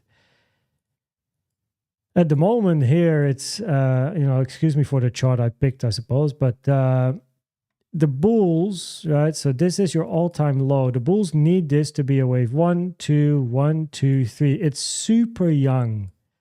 So it's 1, 2, 1, 2. This is all-time low. Quite clearly that's your invalidation if you are involved, because you don't want this low to be taken. This is very much a again, dot is better than this. This would be a trade of, like I said earlier, at another chart, where if you find some spare money somewhere in a random place in the house, right? This is where you can put it in, stop loss there, and be like, whatever. You're not going to even look at it in the upcoming months. Like, doesn't matter. Like, this is not something that I would put my big bucks on. It's just too risky. I would need to get like SUI again. Good 5-wave. I miss out on this move. Happy to miss out for a high probability setup. Because of lock chart, my stop loss is doing weird. But then for a high probability, that is what I would look for. And then preferably price moves into this range over here. That would be the rejection. End of wave 5. Get a move down and then pop. But other than that, it's too early. So quite simply, locally, you don't want to change market structure on the daily, right? So currently, after the all-time low, this is literally all the information you have to work with. 1, 2, 1, 2, maybe another 1, 2. You want to get going. You don't want to change the market structure. That's a problem. So that would be there's other charts that are better, I suppose, but this would be what to look for. And again, like this is just my style. It's my way of trading, but I have no problem missing out on a 500% move because I know it's too risky. There's other charts. Then I wait for the retracement, enter here, look for higher prices, at least taking out this one. Maybe it's less percentage, right? Maybe a worse RR. It's still a good RR, by the way, but at least I have high confidence. And psychology for me is important. So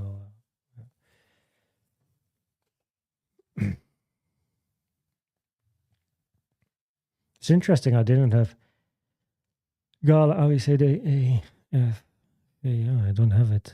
Oh, we can put it in there.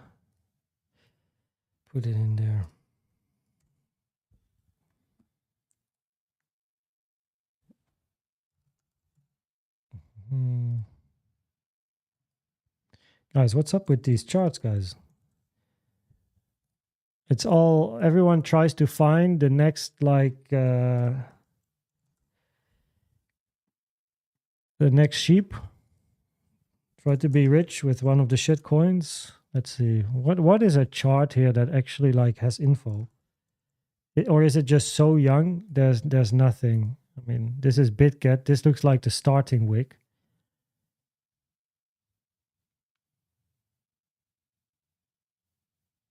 This message is held for review. Wait, what? DOGE hit. Or I don't see a reason not to show it. That's interesting. DOGE D hit? Am I reading this wrong? I don't know. But yeah. I'm getting to the end of the stream in a bit, everyone. Ew. Energy. Bulls, flat. Bears, ABC. And so for the bulls, all right, let's go to the daily. We're too high. So the bulls have a 1, 2, 1, 2, 1, 2, 3, 4, 5, 4, 5, 4, 5. That's your bullish wave, followed by a flat. ABC did not take out the high. Clearly your invalidation is the low. Now, of course, the risk of trading after wave C's of a flat is that this is motive in that case, right? A bunch of 1-2s, you get your 3, bunch of 4-5s. No need to count it in detail, right? It looks sharp, messy, quick, messy, potential for motive. And after wave C's of a flat, it makes it tricky because C can also be A or 1, which would lead to all-time lows. Now this high has to be a 3-wave structure if we want to be bullish. 1 second.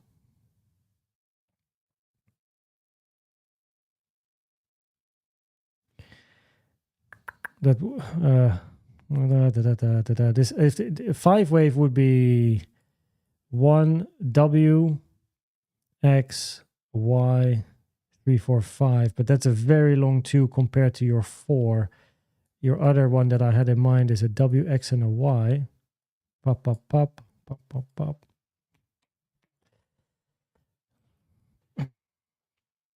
It will depend more on what's happening here. No? 1, 2, 1, 2, 3, 4, 5, 4, 5. I will have to forget about this wick as it overlaps here. Wait.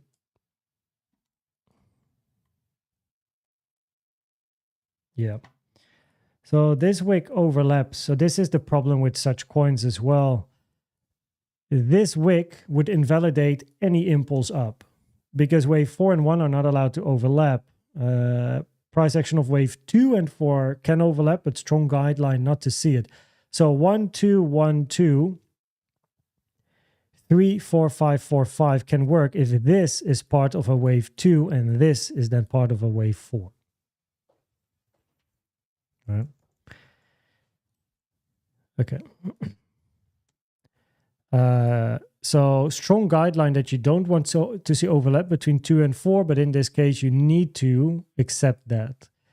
Now, if you get a motive wave up, which we can count, right? 112, 445, motive wave here to the upside on a daily time frame. We want to have a corrective move down. We get back to the same question as we do all day long. Motive or corrective? Motive. Okay, 3 motive waves. Impulse, multi-1-2, diagonal. Impulse, 1, 2, 3, 4, 5. Not possible. Overlap between 1 and wave 4, meaning multi-1-2 or diagonal. Multi-1-2 would be a 1-2, 1-2, 1-2 down. However, price has now touched the 886, lowering the probability significantly for a multi-1-2, because that's your last 1-2. So then we get to a diagonal. We take the channel from this high to that's a expanding diagonal, which is always rare. You don't want to see expanding. This is also expanding, so it doesn't make sense. So diagonal would be expanding, low probabilities. Increasing the probabilities, this is corrective, not impulsive, which increases the probabilities to take out that high. And then after you take out this high, you just got to follow up and keep an eye on what price does. 1, 2, 1, 2, 3, 4, 5, maybe another 4, another 5, or 1, 2, 1, 2 up locally if bullish.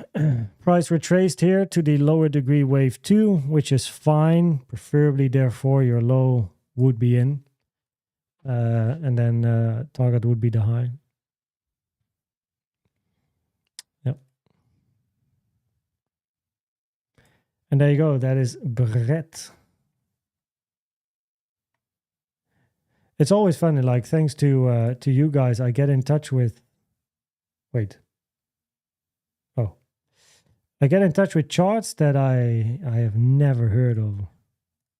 This whole list is thanks to all of you. Because I mainly focus on Bitcoin. Where are we now? Okay, it's still ranging. So, and then I check some alts, and I sometimes get interested in an alt now because of everyone. I'm analyzing anyway, so might as well have a look. Of course, the risk is the how much you're exposed to one market. If Bitcoin goes down and everything goes down, and then if you risk 1% in 10 crypto trades and Bitcoin drops and the rest falls, you basically have risked 10%, not 1%. So it adds the risk if you trade all these assets in one market. If everything goes up, if you're long at least, and everything goes up, of course, the profit is big. But you got to risk manage well if you find entries with stops break even, stops in stop loss, taking TPs. And I'm generally not a hero in managing like 20 different things. So I prefer to focus on a handful max. Whew. Okay, man.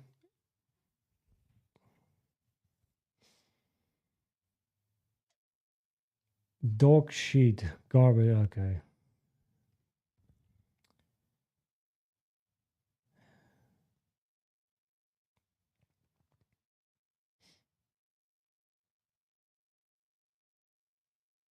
I did OM yesterday in yesterday's stream. So the timestamps are in the stream. They're in the stream. Okay, at 4 hours we're gonna stop. So I have 18 minutes left, and then I'm really gonna call it because I'm done, man. I'm done. This is like a workout. Okay, so all-time low. Anything before doesn't matter. This has to be an expanding diagonal to the upside. We now touch the 886 over here, increasing probabilities to take the high. This move to the downside, impulsive, 1, 2, 3, 4, 5, overlap, multi 1, 2, invalidated, diagonal. Would be expanding, low probabilities high to take out that high. The moment you take out the high, you got to follow up, see what price does. Currently, volume is increasing. Potential here, of course, for 1 2 1 2. This might be another 1 2 here. 1 2 1 2 or 1 2 3 4 5 4 5 4 5, but would still look for a little bit higher at least on ARP. Make sure you know your areas of resistance as well. Volume is generally very smart, and we do have an important point of control here at 0.56. That's important resistance.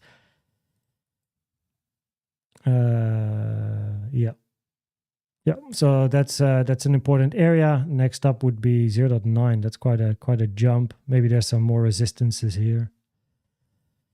But yeah, so probability is higher on ARP from an Elliott wave point of view to move up. And this has to be an expanding diagonal, right? Deep wave 2 is common after diagonals, but this looks corrective. And at least we can count a 5-wave swing here. So the number 5 is bullish. 5, 9, 13, 17, 21. That's all bullish numbers. Bearish numbers is 3, 7, 11, 15, 19. So the fact we have a 5 swing equals bullish number, followed by a corrective 3-wave.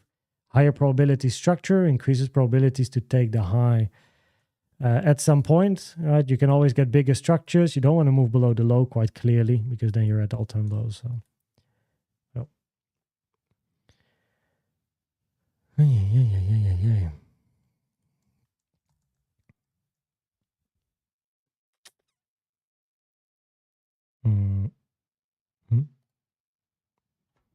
Wait, is this like a thing or okay?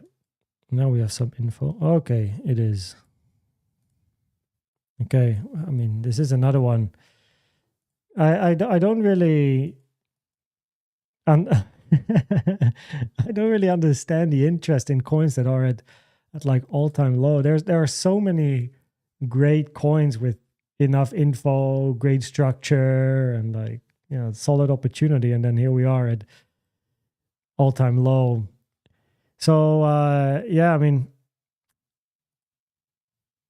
overlap here. I mean, oh wait, never mind. It's correct. Yeah, we have a low here. So this has to be motive. If this is not motive, you're gonna go lower. So there's no sign of strength on this, right? No sign of strength whatsoever. Zero. It's very high risk. This is again one of those where if you find some money in a drawer in your bedroom somewhere, and you find a few bucks, you put it in something like this, and you never look at it again till you're like very, very old, and hopefully it survived. That's this type of thing at the moment. So what you're looking for here is a 1 2 1 2, get a 3 4 5 4 5. That should be your first impulse. Get a corrective structure down, right? And that would at least give you a better opportunity for a potential long. Because now you then have a finished 5 followed by a confirmed 3. So you want to wait patiently to get a 3 range here. And that is then an entry, and that would be your minimum target. Now that's good Elliott wave trading at least, right? So you wait for the info, the impulse, the correction, and you have a solid plan. Most bullish is 1 2 1 2, and somehow this is still a bunch of 1 2s, and you go up in a bigger wave 3. All right, 1 2 1 2, 3 4 5 4 5 4 5, and then get the retracement, and then the story is the same. This is high probability, because now you at least have a first structure up, so you have something to put. I mean, high probability. You're still first move off all-time low, but at least on a daily time frame, you have structure that you can work with. At the moment, this feels a bit risky. So I personally would never put a full-size trade in something like this. This would be a very, very small part of just like, whatever. If I lose it, if it goes to 0, whatever, right? That stuff. Moves are also very, very big, of course. So yeah, even though this might be 0.35 price, actually really doesn't matter in most of trading, right? I can buy 1 Bitcoin for 100K, but for 100K, I can buy like a shitload of CELO, but it doesn't matter because it's not about the price for the asset. It's about the moves in percentage. And it doesn't matter how much you own of something. 1 Bitcoin versus, you know, 200K of this, 300K of this. It's the same money. It's just this is a lot higher risk. So yeah, not great. But that is what I would look for locally. So I would wait for an impulse, look at the retracement corrective, entry, target the highs minimum, and then keep observing as price moves up. Alts for the people. Yeah, Legendario. It's a long one. We've done many alts. Oh, shit. I forgot to write down times. Oh, then I think around 3:35 we did ARP. Wait, yeah. ARB, right? We did. Someone ARP. Yeah, we did. And now we did, what's this? CELO. 340-ish. Man, I'm going to be doing like 20 minutes of timestamps. CELO. I mean, I'm not even kidding. My paper from top bottom is now full of alts. I need to start a new column. I don't think I've ever done so many alts in one live stream. Right. 1, 2, 3, 4, 5, 6, 7, 8, 9, 10, 11, 12, 13, 14, 15, 16, 17, 18, 19, 20. Yeah, like 25. Ooh. Okay, so SEI.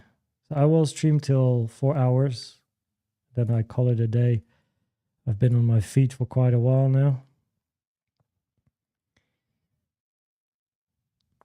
Yeah, so the reason I have the 886 on my chart is, so yeah, can we count a 5 wave up? Yeah, sure. 1, 2, 3, 4, 5, right?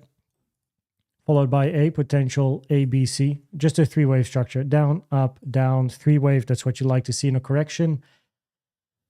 Now, just to make sure that it is indeed highest probabilities corrective. Again, impulse 1, 2, 3, 4, 5 doesn't work. We have overlap here between this low and the price action here.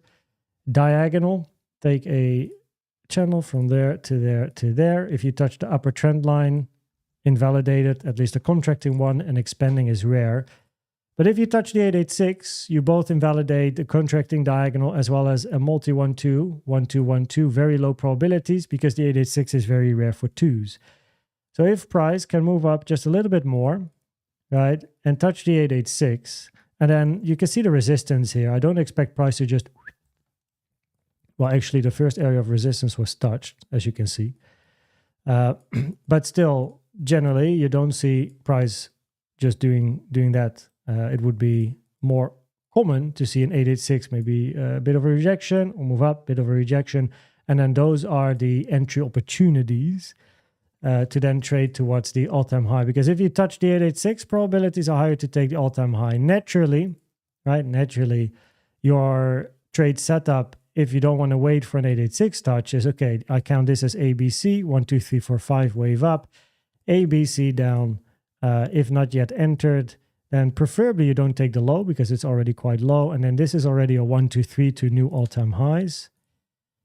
Let's see, price found support on the range here. Okay, that's something. I think it's might be an 886 low. Happens more on alts than anywhere else, of course. We just missed out on the 886. So, of course, something to say in that regard. Of course, the RR is better here than you know, if you're here, then this is it's still at least a 1-to-1 with then the potential of continuation. It depends yeah, what you want to do. A 1-to-1 with the potential of 1-to-10, 1-to-5, depending how far it goes. Or of course touch it, rejection, or a bit higher, rejection, and then look for areas of support. The areas of support are going to be the entries, and then you might get a similar RR, but you have more information, which means a safer trade. So, yeah. Falcon has not yet been done. I'm here for 8 minutes. So we did this. So SEI.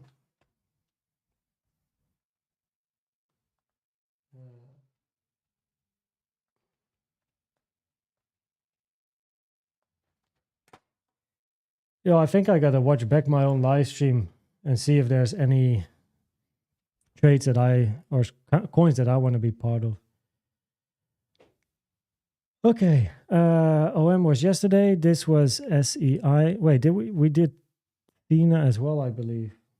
In the meantime, did we not? I think so, right? Did we not or not? Yeah, we did, right? Yeah. Or not? Yes, we did. I'm pretty sure we did. I gotta write it down.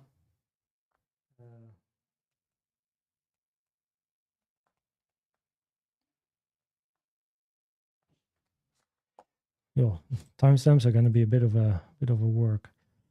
KDA. I'm gonna be super quick. Finish things off. Do I have obviously the AF, KDA, KDA. I mean, bull is quite obvious, of course. Confluences.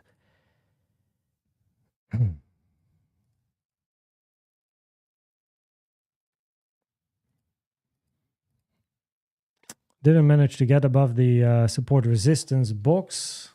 354. Just writing. So, I mean, look, yeah, 1, 2, 3, 4, 5. Can this be an expanding structure? This is, of course, a very steep move down, potential for an impulse.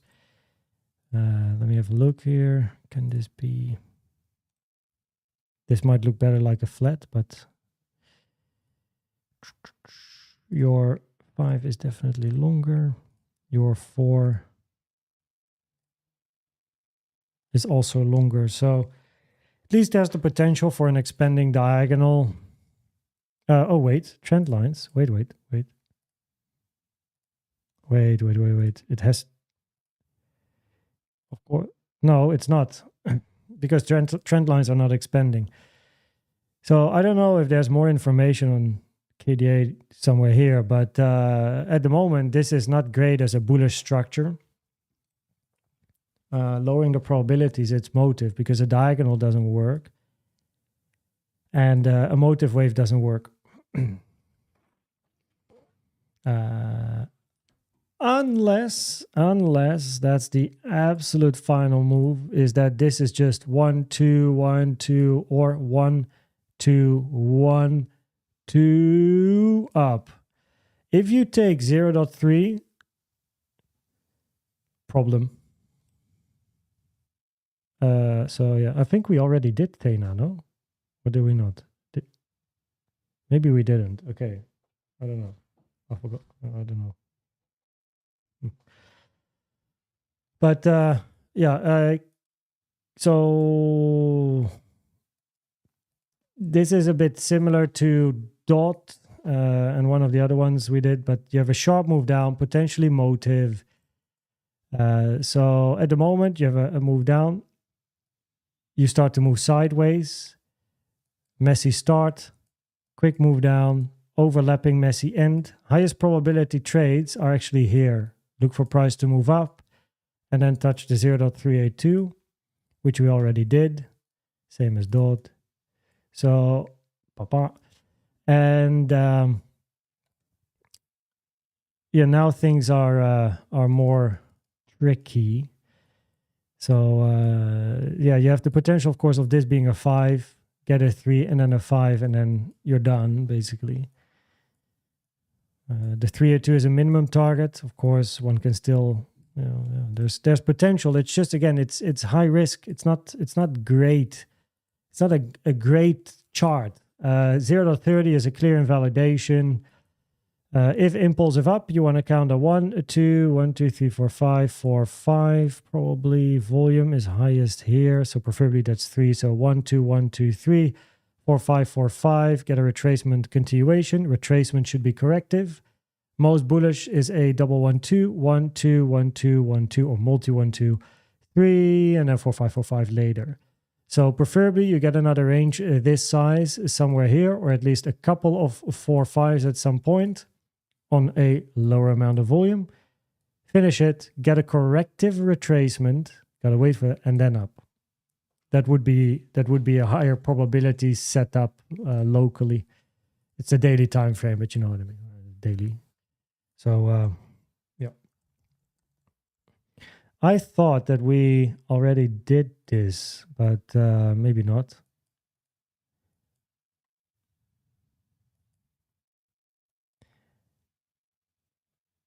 I didn't write it down in my book though, so wait, which one is lower? I think the right one, no? Yeah. That's important because this move up now looks very three wavy, and this looks very similar to another chart that we had, which I forgot which one, but yeah, we touched the 886, and the 886 touch here increases probabilities. This is corrective, not motive. So lower probabilities, this is a wave 1 or a wave A, right? However, the move to the upside counts best as a 3 on at least a weekly time frame.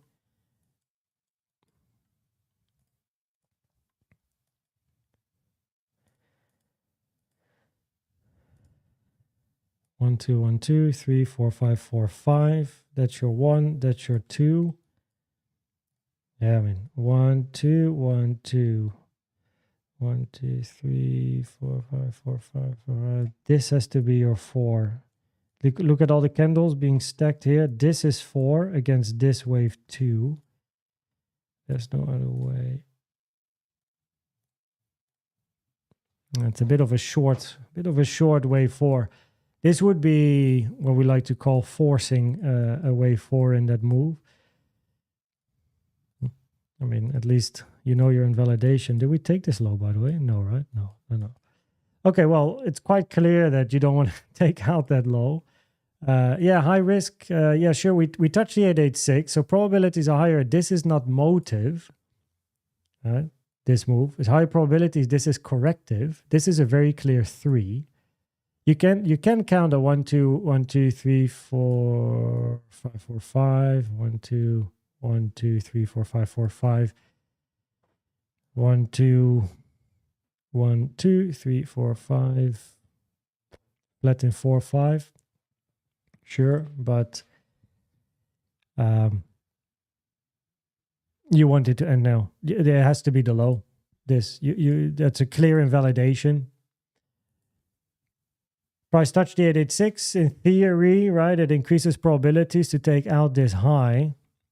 But now you also touch the 886 here. So you have an 886 at the top and the bottom. So they kind of like, you know, they even each other out. So they become a little bit useless. And then locally, which I guess is most important now, instead of the weekly, it's more interesting to stick around here. Volume is increasing, price is moving up.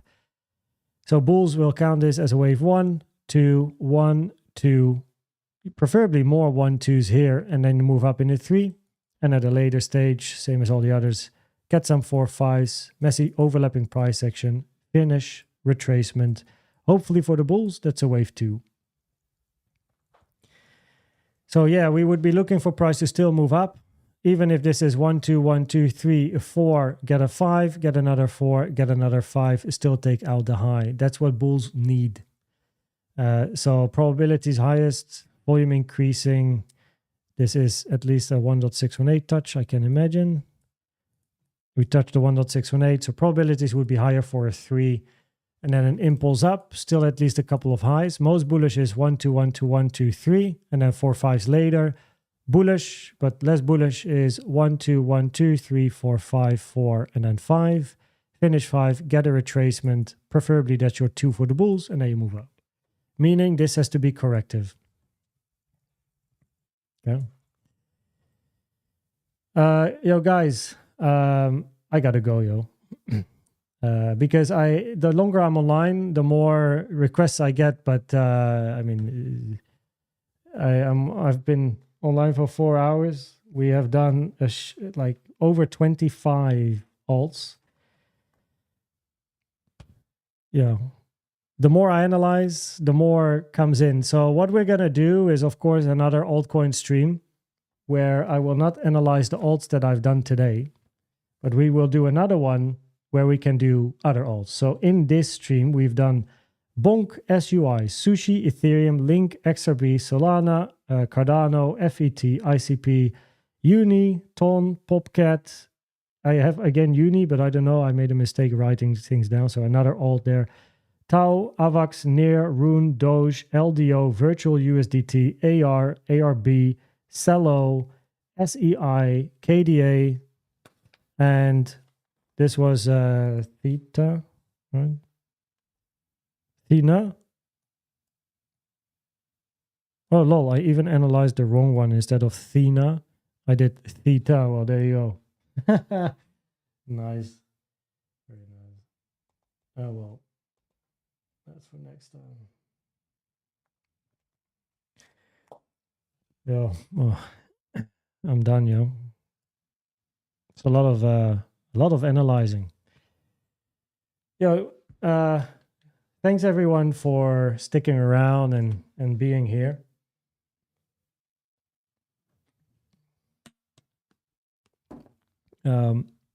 Yeah, I hope everyone will have a good weekend. Generally, during the weekend, Bitcoin, if we speak Bitcoin, moves sideways. No very clear impulsive structures, but Bitcoin is relatively easy. I covered it in previous content. So enjoy your weekend. Most likely see you on Monday, unless anything crazy happens that we did not expect on Bitcoin, but don't really think so. So yeah, we did a lot of alts. I will put the timestamps in this video, this live stream. I am not sure if I managed to put all the timestamps in here tonight, because of course now I mean, it's pretty much like getting dinner time, bit of relaxing as well. And I have to put in over 25 different timestamps because of all the alts that we've done. And I'm not sure if all the timestamps are correct because sometimes I forget to write it down. And then at the end of the analysis, I'm like, oh shit, I forgot to write it down. So I need to look in the video and find the timestamp and stuff. So that will take a little bit of time. Probably, it will probably take about 20, 30 minutes to put the timestamps in. But we've been online for 4 hours, so I'm going to have a little bit of a break. If not everything tonight, then tomorrow morning, all the timestamps should be good. And you can enjoy checking out the timestamp. So, you know, if you came late and you don't want to like click through everything and try to find the alt, just wait for tomorrow morning. Come back to this live stream. All the timestamps will be in. At least by the end of the morning, all the timestamps should be in. And you can just go to the alt that you want to see. But what we've done, just to I just mentioned them. So yeah, we've done a lot basically. Thanks, guys. I see the messages. I appreciate the kindness. Appreciate it, guys. Thanks, Legendario, Crypto Gardenist, Fuza, Bert, Youth ND. Insulted, I guess it is. Insulted, I would think. Andre Silva, Edward, Monizilla. Cheers, guys. I appreciate you guys still hanging out here. Okay, that is it. Thanks, everyone. This live stream is finished. The next one, we'll do another specifically alt live stream soon, and then we will cover many other alts that I have not covered in this one. So only other ones. So that being said, enjoy your weekend, and we will see each other soon again.